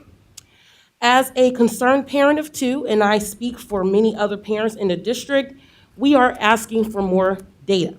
Respectfully, we are asking, where are your statistics besides Harrison and Knoxville that support this calendar? How much have the test scores improved since being on the calendar? Where's the data from each school, every single parent, student, and teacher that overall supports this calendar? What measures are you taking to get this data? I was here at the last meeting and you offered more info regarding the calendar, which was appreciated. However, I am confused as to how this calendar is going to solve any of the problems that already exist within the district. For years, the district has had many issues with bus driver and teacher shortages. The buses are often late and sometimes never come at all. As a parent, this really affects me. There are times when the buses are running 20 to 30 minutes behind, resulting in the students having to wait in the cold for longer periods just to arrive late to school, missing half of first period. Thankfully, we have a vehicle and I work from home, so I can drop my son off to school on the days when the bus is running behind schedule. Unfortunately, there are many students who don't have access to a vehicle and have to tough it out until the bus shows up. I've watched many of your board meetings, and meeting after meeting, I've watched and listened as the teachers voiced their concerns over the budget cuts. Many of them were literally begging you not to remove the resources they deemed necessary to be able to successfully teach their students. It all kept coming back to one answer: no money. The district voiced time and time again that you just didn't have the money to support the teachers and the students' needs. I have listened to parents come up to the podium and express their dislike for the calendar and how it affected them daily, the adjustments they had to make, and the struggles they went through. Last summer, Peoria Parents Project organized a canvassing program in which we knocked over 4,000 doors. We spoke with over 400 parents, and out of those 400, not one expressed that they were in favor of the balanced or the modified calendar. There were many concerns they had and many things they wanted from the district, but the modified calendar just was not one of them. In fact, some of the main responses that kept coming up was more resources for the classrooms and school buildings and raising the teachers' and staff's salaries. During the last meeting, you expressed that if the modified calendar should go into effect, that the district would provide programs for the students during the weeks where there is no school, along with weekly field trips. I ask you, where is this money coming from to be able to afford this? All we've heard at each school board meeting is how broke you are and how much you can't afford to compensate the teachers with the resources they need. If there's money to accommodate the modified calendar, then you have the money for updated textbooks for teachers and students so that they aren't copying and sharing from one book per grade level. If you have the money to accommodate the modified calendar, then you have the funds to hire more teachers and teachers' aid, decreasing their student-to-teacher ratio. If there's money to accommodate the modified calendar, then you have the funds to provide better lunches for students so that their food isn't cold, on the brink of expiring, not enough to fill their stomachs, and downright disgusting. If you have the money to accommodate the modified calendar, then you have the funds to bring back programs that have proven to work for students and bring enjoyment to them. District 150 has many issues within the district that needs priority before trying to accommodate this calendar. Let's try fixing those problems that the teachers, students, and parents are literally begging you to fix first. Thank you.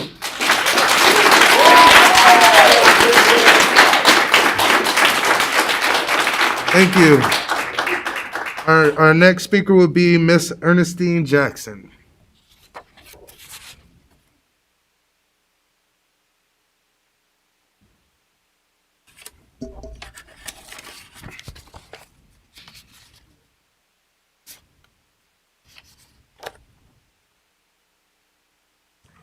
Good evening. I'm Ernestine Jackson. Live at 1123 West Teton Drive in Peoria. A graduate of Manual High School. Went to several schools that most of you don't even know. Douglas, Irving, Greeley. I've been in the district for a very long time. I was here probably before most of you were born during desegregation.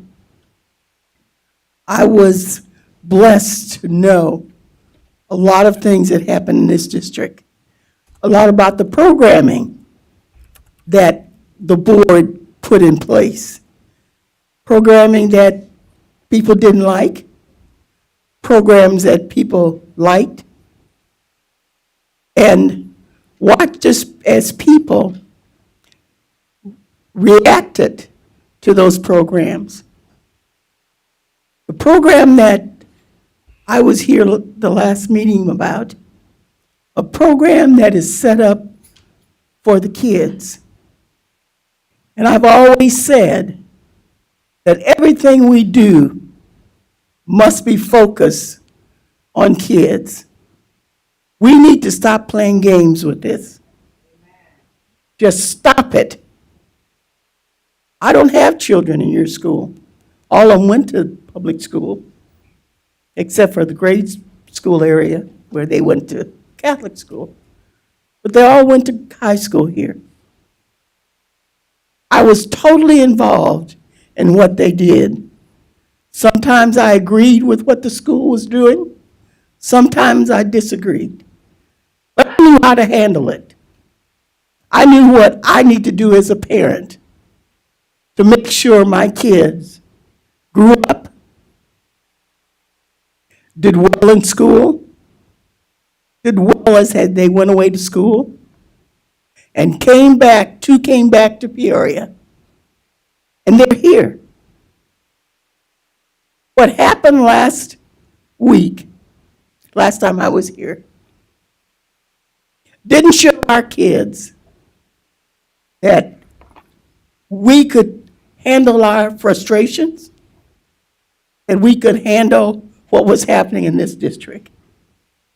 I see the program, the social emotional learning program is the one I'm zeroing in on, as a fantastic way, not only to help our kids, but to help our parents.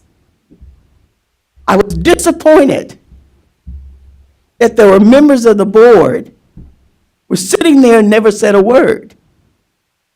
I know that you were told about this program. I know you were told about it. I do also know that you were given so much information regarding what we were talking about. Don't tell me you didn't. I was on this board, and people still contact me as if I'm on the board. Well, I'm not, but I'm still interested in what happens to our kids. Those kids that we're trying to assist and help are going to be living next door to you. And we need to put every effort that we can in our children. I know that this administration does that. No one can sit around in this room and say, you don't care about our kids. But I ask you as a board to also be fair about this thing. I know people talk to you. If they talk to me and I'm not on the board, they're talking to you. But before this board comes before the public and make comments, make sure your facts are right, make sure you're being fair, and you're listening to everybody that talks to you, and you can wash out the minutia that comes to you. You cannot be a board member and make people believe that you are being fair and making decisions about programs. This board only has one employee. May I have about 2 more minutes? Yes, ma'am. You only have one employee.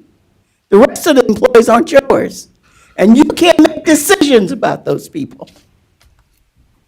And if you want to be an effective board, a board that believes in your administration, a board that believes in your teachers, a board that believes what you put in place is going to be best for kids. You can't tell me about the SEL program because I had to use it with a nephew. And thank you, Dr. Booth, not Coach Booth. Dr. Booth, I'm going to take him to his level where he should be. And I'm telling you, after that experience, we got him turned around. Isn't that correct? Why wouldn't you want people like Dr. Booth, like Dr. Karat, to make decisions that's going to make this district a blue ribbon district. We need to think about that. You as a board have to be fair in everything you do. And when you come to people, there'll be people like me that know what's going on, and I'm gonna tell you about it when you're not stepping right. So I'm saying it tonight, and I'm gonna be here as much as I can. If I have to crawl in here, because I don't know about you, but I care about what's happening to our kids. You want to care. And Terry, I'm going to wear my mask.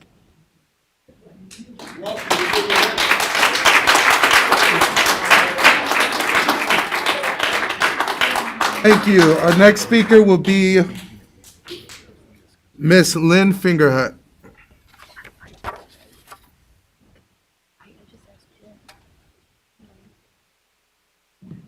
Good evening, board, President Wilson, Dr. Crott.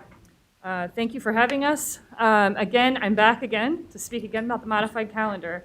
I want to say that District 150, I should say I'm Lynn Fingerhut, and I have 2 students here in 150 at Whittier in Washington, on the PTO at Whittier, and I'm a member of the Peoria Parents Project. I also volunteer in the school, so I'm pretty involved.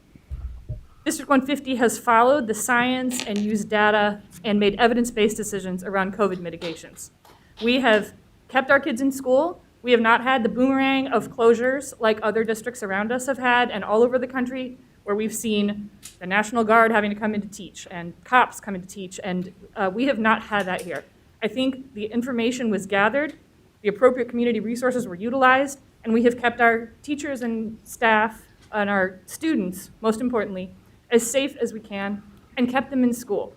We've done a really good job with that, and you continue to make decisions, I know, weekly, that I completely appreciate and respect, and I think that are evidence-based. Regarding the modified calendar, the evidence isn't there. The data isn't there. The numbers still don't back the modified calendar. We're still not being provided reasons for it. We have now data from the teachers, a teacher survey, over two-thirds of the teachers want to keep the traditional calendar. We've been told that there are some numbers, maybe test scores, that would show an improvement at Harrison, and I respect that. At the same time, I would expect all test scores to have gone up because we've had a semester, a full semester in 2021 and now into 2022 of in-school learning. We have not had the remote learning. We've not had Acellus and all the different closures and different things like that. The chaos of last year. I would expect all those test scores to have improved. I hope they have. That would be an expectation for everyone. The last survey of families on the modified calendar was 1 year ago, 1 full year ago, and at that time, 57% were for a traditional calendar. And then there was another third who in the survey who were unsure. Those families haven't been surveyed again. We don't know what they're looking for here. We don't know if they have all the data about this modified calendar. As Mr. Joseph spoke so eloquently, there is a change petition now with over 750 signatures, probably mostly students, I'm not sure. That expresses a community interest in this, in keeping the traditional calendar for now. We don't have any polls of bus drivers, support staff. We don't have any surveys. We're not sure about community partners. They haven't materialized. We still have shortened days in our district. We still don't have enough bus drivers. I know that there is something on the agenda tonight addressing the bus drivers, and I don't know if that is going to be adequate. If we were to adopt this calendar, we would be starting school next semester. Our fall semester would be starting 5 months and 3 weeks from, I think it's tomorrow. I don't know how we would have adequate bus drivers to get us to a 2-bell schedule and to get us our full days. We're still on shortened days. A modified calendar doesn't address the shortened days. We don't know this data. We don't have it. We don't have the information needed to make this change for 2022-2023. The school year is already extended into June and would start again, like I said, less than 6 months from right now. The numbers aren't there, we don't have the data, and this isn't the time for the modified calendar. Thank you very much.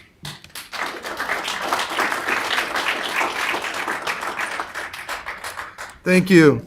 Our next speaker will be Mrs. Thompson.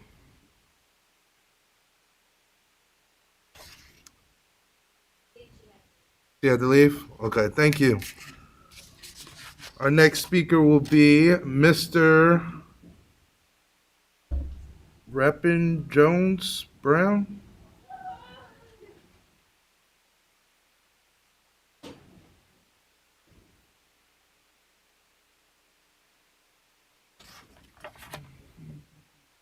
Good evening, President, Vice President, Dr. Karat, and members of the board. We are Harrison, the pride of the South Side. While we might not have children naturally, Harrison can stand up.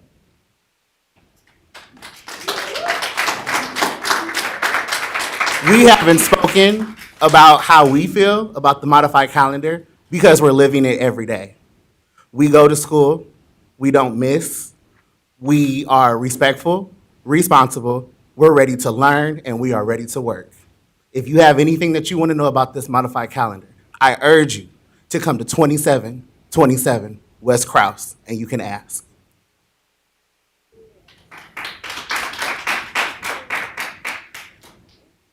The only thing I want to add is that throughout various times of the year, teachers and students alike become frustrated with school and work and just are yearning for a break, a time to catch their breath. And with this modified calendar, our students have had that.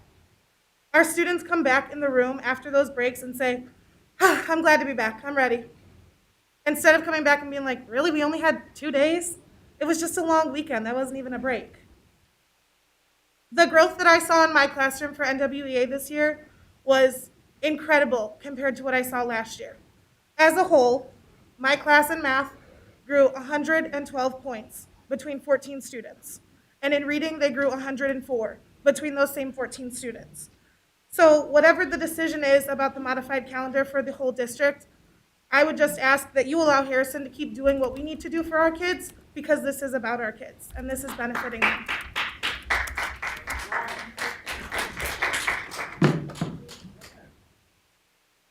According to the Scholastic Education Journal by Dr. Amy Pearson, she focuses on social emotional learning, where she finds students who experience frequent breaks within their school year are able to be more relaxed and recharge within the school year, and are able to retain the knowledge better than compared to a longer summer break.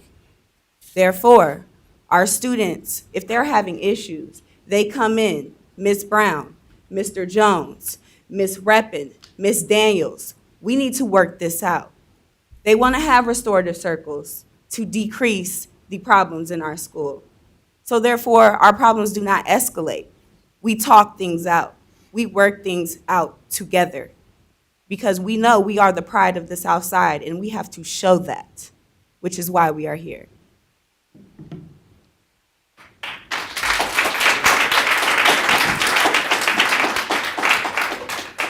Thank you. I'm not sure if this was connected to the last one, but Remedy in the Harrison schools.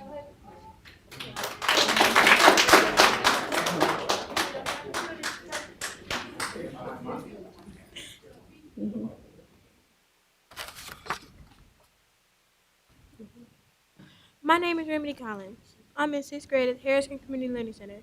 My fellow classmates and I wanted to welcome to the board to give the student perspective of the modified calendar that we have been trying this year. Hello, I'm Sincerity Hightower. I am in 5th grade at Harrison. One thing I enjoy about being on the modified calendar is I get more time at home to myself over breaks. Hi, I am Teron Blackman. I'm in the 8th grade at Harrison. I prefer the modified calendar because following our longer break, I was ready and excited to come back to school. Hello, my name is Kimani Washington. I am in 5th grade at Harrison. I like the modified calendar because I grew 11 points this year on my NWE for math.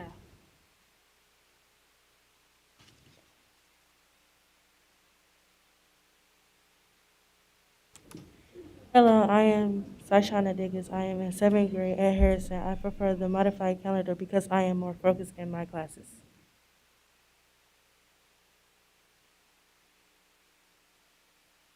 Hello, I am Casper Washington. I am an 8th grader at Harrison. I enjoy the modified calendar because I get a longer break and still get to play my travel sports without interference.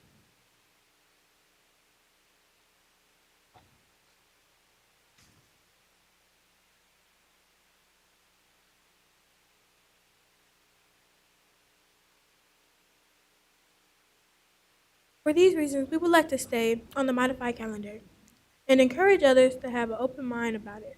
Thank you, Board and Dr. Karat, for allowing us to come here and voice our opinion and represent Harrison Community Learning Center as the pride of the South Side.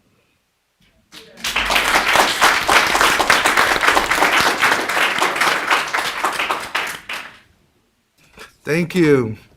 Our final speaker this evening will be Jennifer Cummins.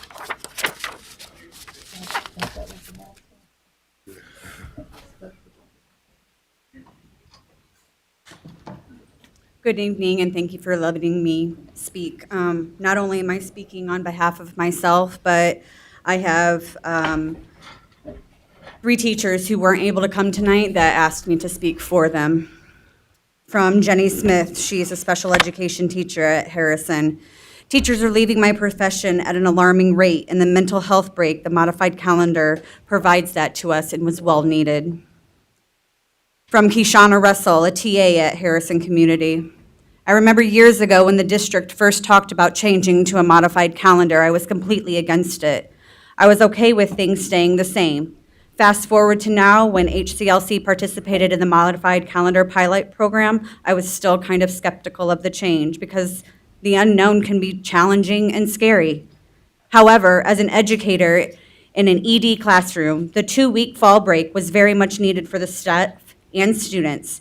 We returned refreshed, ready for teaching, and the students for learning. If it was a significant amount of summer vacation days lost, then I would probably be against it. Comparing the modified calendar against the traditional school calendar, the school would end 4 days later. Also in the comparison, the school would begin 2 weeks early. The newly added fall and spring break, 2 weeks each, will make up for it. This allows for much needed time for everyone to take a mental and physical break to refresh, reflect, and revise. This is my 6th year at Harrison, and I am a 3rd grade teacher. I'm also a single parent of a child outside of the district. I also taught summer school, both summer sessions, and I only had 2 weeks before the modified calendar began. I will tell you that I am more refreshed this year than I have been in the 6 years that I have been at that school, at my home. I also taught one of the intersessions. Again, I gave up a week of my time. Yes, it was compensated. However, working with those students who needed that extra time was beneficial, and that was something I was willing to give up, but yet I still got that needed rest time. When coming back from fall break, my students were excited to be back, and very little reteaching was needed. I truly believe that those 457 teachers who voted to keep the traditional calendar, if they were just try it and be open-minded, they would see. Dr. Karat, you're constantly saying that mental health matters. This is what it has given us. If the board decides to not implement the modified calendar district-wide, I'm asking you to allow Harrison to keep doing this and provide all of this data that everybody keeps wanting to know. Thank you for your time.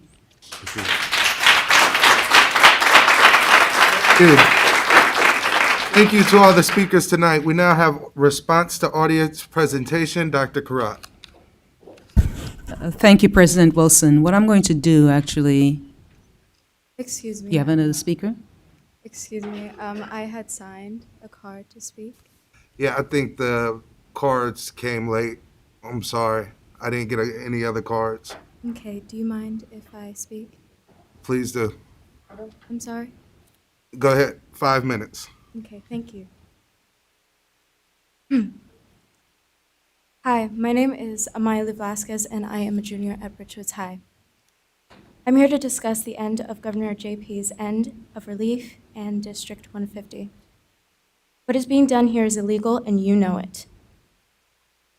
Judge Grischow had reminded the court that any enforcement of masks is unlawful, and our governor and you are going against the law, knowing Governor Pritzker's relief rule has ended. This is tyranny, and I find it silly how you recite the Pledge of Allegiance, knowing it's tyranny. We are forced to cover our faces with masks that don't even help prevent the spread of the virus. These masks actually cause more harm than good because we're breathing our own CO2, which has proven to cause tooth decay, skin infections, and lung issues, etc. So instead of worrying about making sure we're wearing these derisory face masks that don't work and changing the calendar, which is unnecessary, why don't you focus on actual issues facing our schools like drugs, violence, the absolute garbage we were served in bags, healthier food choices, low teacher and staff pay, the list goes on. This thing that's going on here has gotten ridiculous. Many kids, including myself, are being harassed constantly because of chronic health issues and disabilities and being labeled as having COVID. I was locked in my school auditorium for over 3 hours. The previous day, I had called the school to tell them that I would have to take the day off due to my optic migraines. The next day, I was told by my first-hour teacher that I needed to go to the office because I was sick. When he said this, I was so confused as to what he was talking about. I felt fine and was not sick.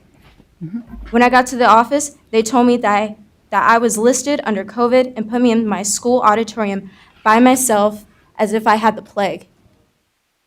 I had to sit in there for over 3 hours. They diagnosed me with COVID without testing, which is illegal. I wasn't allowed to come out until the COVID director said I could. And it took for my mother to have everything taken care of while those who diagnosed me did not care. I missed most of my classes, and as soon as I was freed, I had a field trip for choir and was only present for my 6th and 7th hour classes. I had another occurrence with my painting teacher. She gave me a write-up because my mask kept slipping under my nose. I explained to her that it was too big and my new glasses were not helping, but she acted as if I was defying her and not complying with what she had asked me. She even pointed at me and said, "I don't want you getting me sick." I was trying to tighten my mask, but I couldn't take it off, because if I had done so, she would have gotten more angry. So I asked for a couple paper clips and attached them to my new and expensive glasses. At that moment, I felt like it was the only option. And at 12 p.m., she sent my mom an unpleasant email telling her version of the incident. And there are other incidents that had occurred, including today. I was told to go home because I wouldn't wear a mask today because it's no longer a law. It has expired today on Monday, February 7th, until an appeal can be made. I missed a whole day of school. Also, I was told that the breathable masks I usually wear to prevent severe migraines, which I suffer from, are not appropriate. I, as well as many other kids and families, are beyond tired of constant harassment. I came in here after my vision therapy, even though the sessions trigger my migraines so I could get a word in. This is beyond adultish, and I, as well as so many others, will not stand for this tyranny. Thank you. Thank you. Now, response to audience presentation, Dr. Karat. Thank you, President Wilson. What I'm going to do is just combine it with my superintendent's update, if that's okay. Okay, thank you. I did not realize Harrison was coming this evening, so thank you, guys. Good to see everybody. Thank you. I know you have school tomorrow.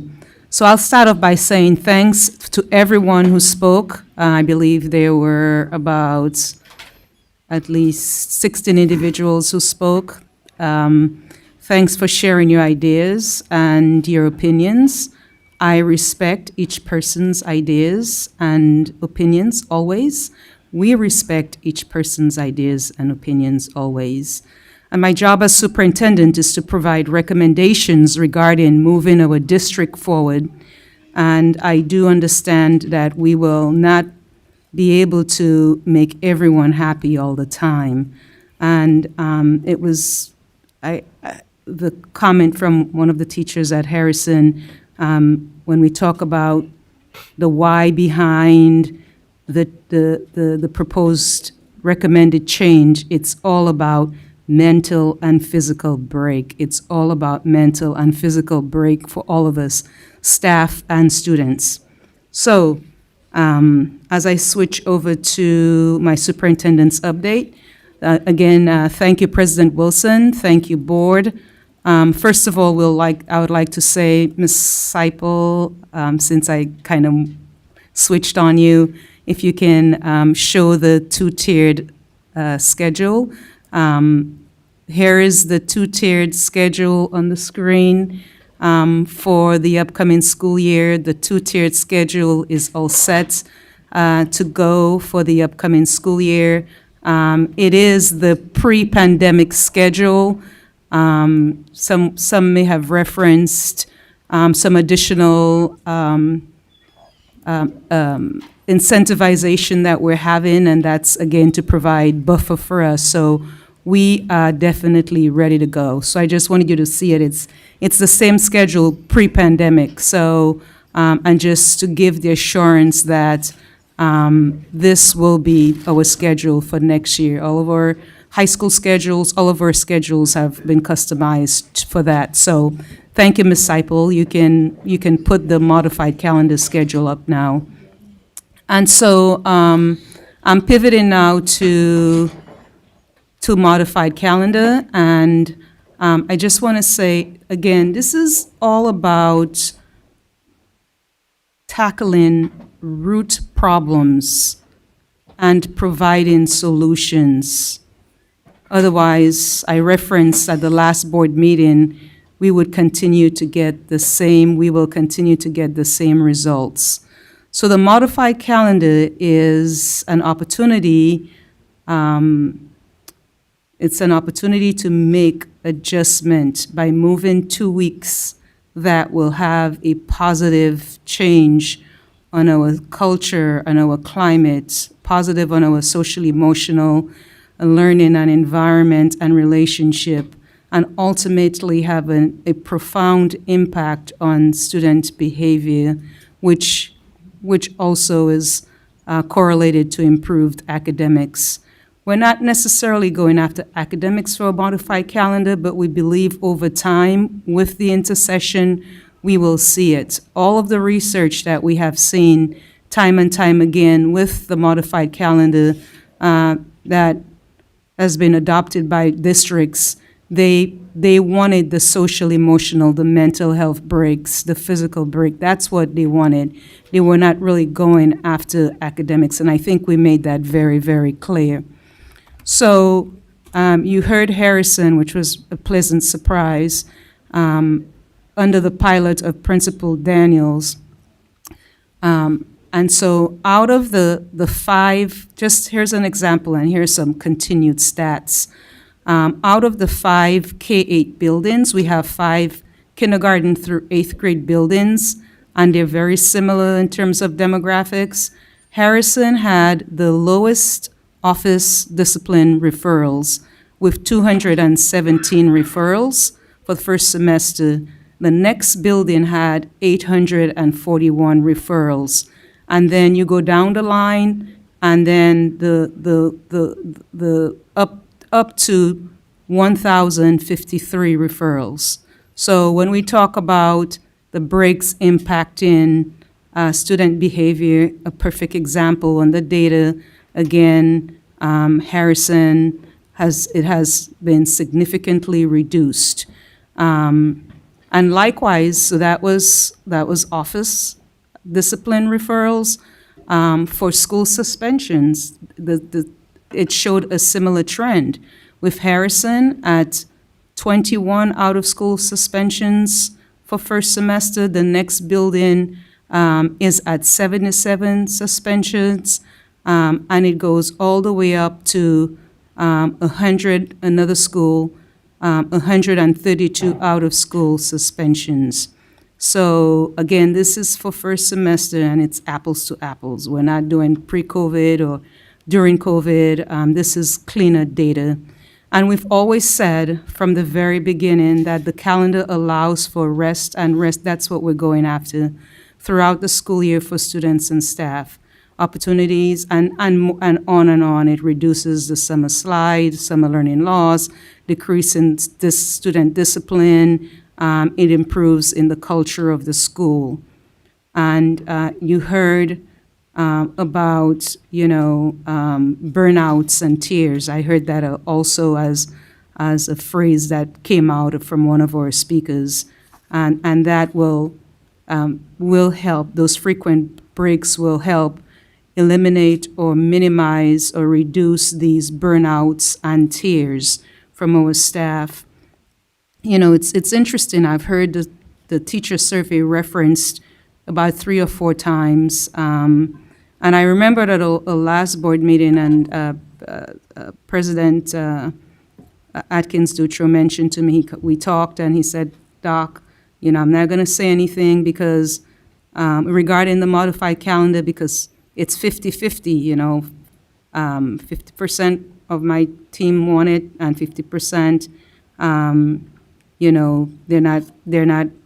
don't, he said it's 50-50.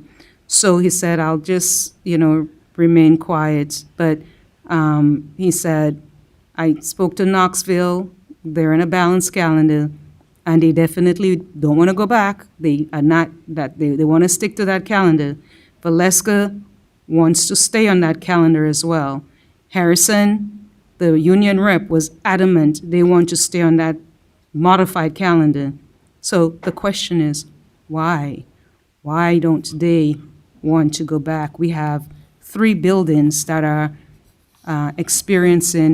implementing an alternative calendar, and come hell or high water, they don't want to go back. So that's the update, and I think in reference to the masking, we've talked about that. We sent our notification, President Wilson and board, to our families. We know that we were not named, we were not one of the defendants in that lawsuit, so we have been advised to stay the course. Additionally, our board has, in July, approved our return to school plan with the mandatory masking and other mitigations embedded in that. So that provides our justification as well. So I hope I didn't want to spend too much time rehashing what we did, because I thought we did a nice job last board meeting, but those are my comments, President Wilson. Thank you. Thank you, Dr. Karat. And before we continue, I wanted to let our student board member say something. So I represent Peoria High. I'm a student at Peoria High. I'm a senior there. But when I signed on when I became a student board member, I also represent other students, not just the students within my high school. It doesn't really matter what I think about the balanced calendar because I'm a senior, like I just said. I will not be here for the balanced calendar.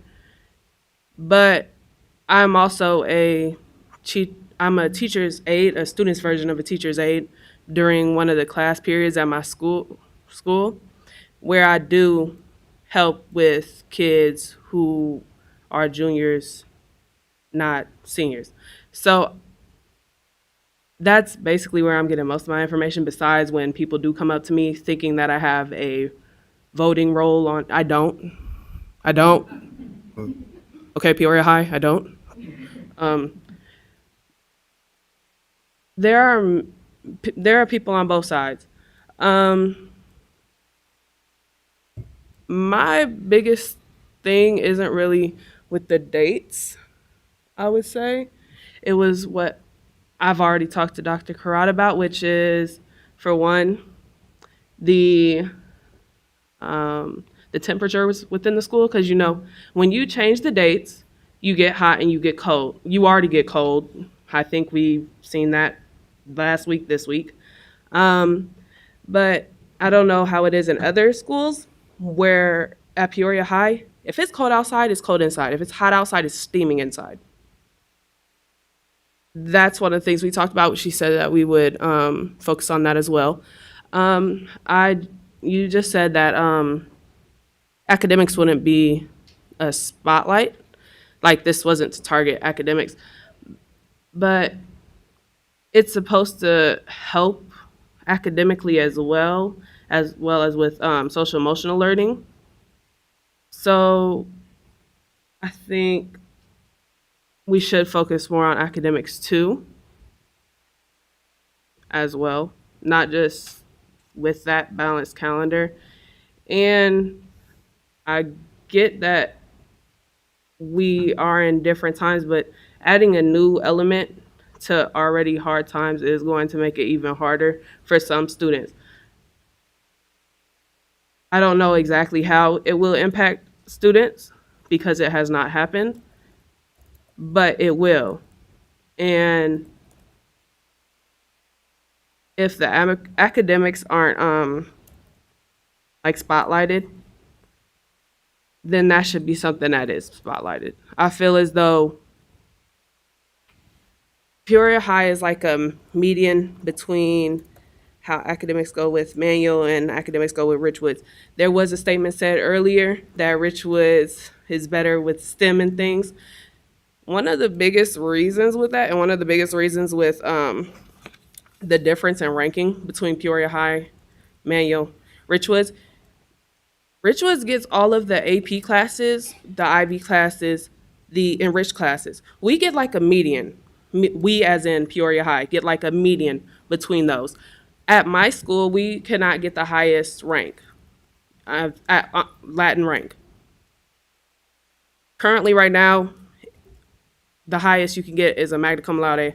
The highest you can get is a summa cum laude.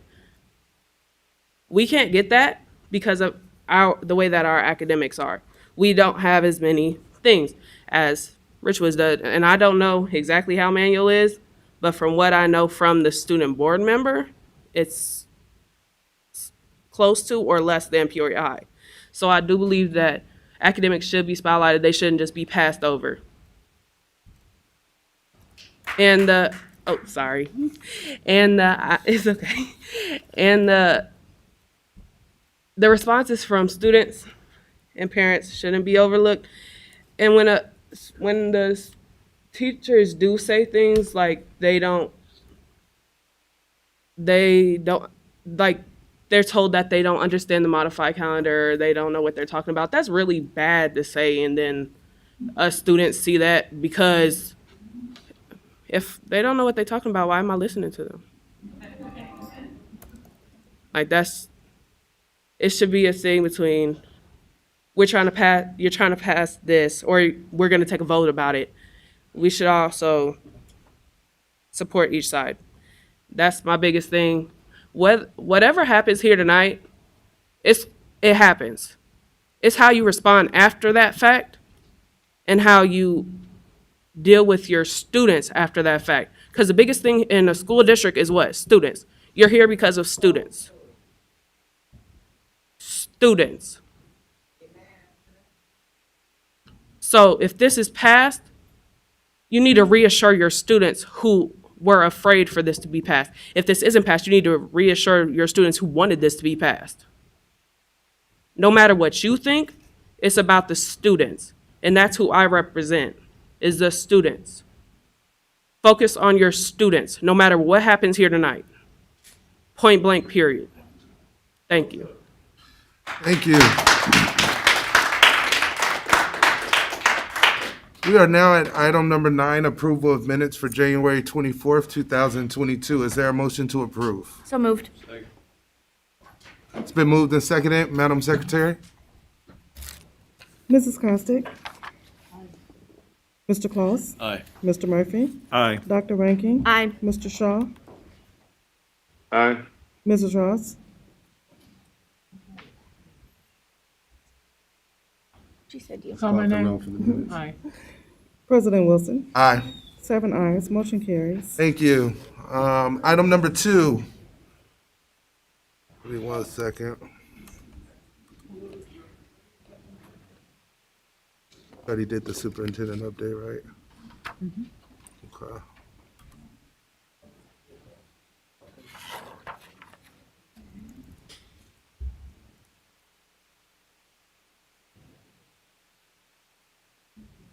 Expenditures, proposed yep. expenditures of a 2,500. Item number 2, under agenda items, since we did the item number 1, is proposed expenditures over 2,500. Questions for Mr. Willis? Seeing none. Item number 3, report of requests under the Freedom of Information Act and the status of such requests. Dr. Karat. Thank you, President Wilson. Since our board meeting on January 24th, we received 3 new requests, and there was also 1 pending noted on January 24th. It has been closed, and there are currently 3 pending requests, so we have received 4 requests for this calendar year at a cost of $200. Thank you, President Wilson. Thank you. Okay. We have item number 4, second reading of procurement policy. I believe we did that at the last meeting, though. Is that a? I think we did. We did the second reading already. We did that at the last meeting.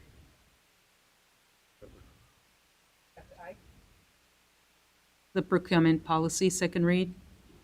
Yes, and it was on file for.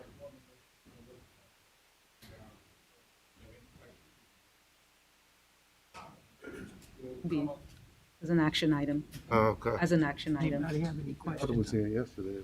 Yeah, if anyone has any questions. Okay, thank you, Dr. Eck. Yep. We are now ready for the consent agenda. Vice President Ross. Thank you. Tonight's consent agenda consists of gifts to the school district. Year-to-date, $50,816.35. Payment of bills. Payment for travel. Human resources report. The modified calendar recommendation. Human anatomy and physiology. And Miller and Levine biology, these are recommendations. I'm calling it. Number 6 is human anatomy. Number 7 is Miller and Levine biology. Number 8 is Inspire Physical Science and Lab Aids, Lab Materials. Number 8 is Pasco Essential Physics. And number 9, approval of medical waste contract with Stericycle. Number 11, manual welding shop renovation project. Number 12, traffic enforcement system and intergovernmental agreement with the city of Peoria. Number 13, senior class overnight trip. Number 14, approval of a tentative agreement with the Transportation Union Local 3716. Thank you, Vice President Ross. Is there any items board members would like to Sorry. would like to pull for a separate vote? Dr. Reinking. Thank you. Any other items that board members would like to pull? Seeing none, is there a motion to adopt the consent agenda with the exception of item number 5? Second. Been moved and seconded. Is there any discussion on the consent agenda with the exception of item number 5? Hearing none, Madam Secretary, would you please call the roll? Mr. Wilson? President Wilson? Aye. Mrs. Costick? Mr. Claus? Aye. Mr. Murphy? Aye. Dr. Rankin? Aye. Mr. Shaw? Aye. Mrs. Ross? Aye. 7 ayes, motion carries. Thank you. May I have a motion and a second to discuss item number 5? So moved. Second. Thank you. It's been moved and seconded. Yep. Any discussion on the item, Dr. Reinke? Yeah, so I'm not going to repeat what I said last time we were here. I am ecstatic that Harrison has loved it. I love that Harrison came tonight to represent. I know many teachers and other type of personnel at Harrison, and they have loved it. I think the reason that Harrison worked out is because of the buy-in. What we're seeing tonight and what we've seen from the PFT and what we've seen from parents is that there's not across the district buy-in. And I think that we're unintentionally putting people against each other within the district when we can think outside the box. We need to get buy-in. We can have progressive implementation. We already have 3 schools on different schedules. There's no reason why we can't think outside the box. As I've said before, District 150 is not a one-size-fit-all district. Our parts of the city are very, very different. And I wish that we would have thought outside the box with this proposal. We would have had more data. We would have been creative, remarkable, innovative ways to make sure that we do have buy-in from different parts of the district. Knowing that my assumption is feeder schools to Harrison would have buy-in. And so thinking about how we might be able to not do it across the board, outside of Knoxville and Valeska Hinton, and not do it for the 2020 school year, but as many other people have stated, have more data to support what we're doing. So as I've said before, modified calendar doesn't impact my family at all. I work from home, and my husband and I have very fluid work schedules. So I'm not voting out of selfish reasons, but I'm voting because I feel like our community has spoken and the buy-in isn't there. So I'm going to be voting against the recommendation tonight. Thank you, Dr. Ranking. Any other discussion on item number 5? Seeing none, Madam Secretary, would you please call the roll? President Wilson, No. Mrs. Costick, Mr. Claus, No. Mr. Murphy, Yes. Dr. Ranking, No. Mr. Shaw, Aye. Mrs. Ross. Aye. We have 2 nays, 5 ayes, motion carries. Cammie, we have 3 nays. I'm sorry, 3 nays. Thank you, Madam Secretary. Deliberation agenda.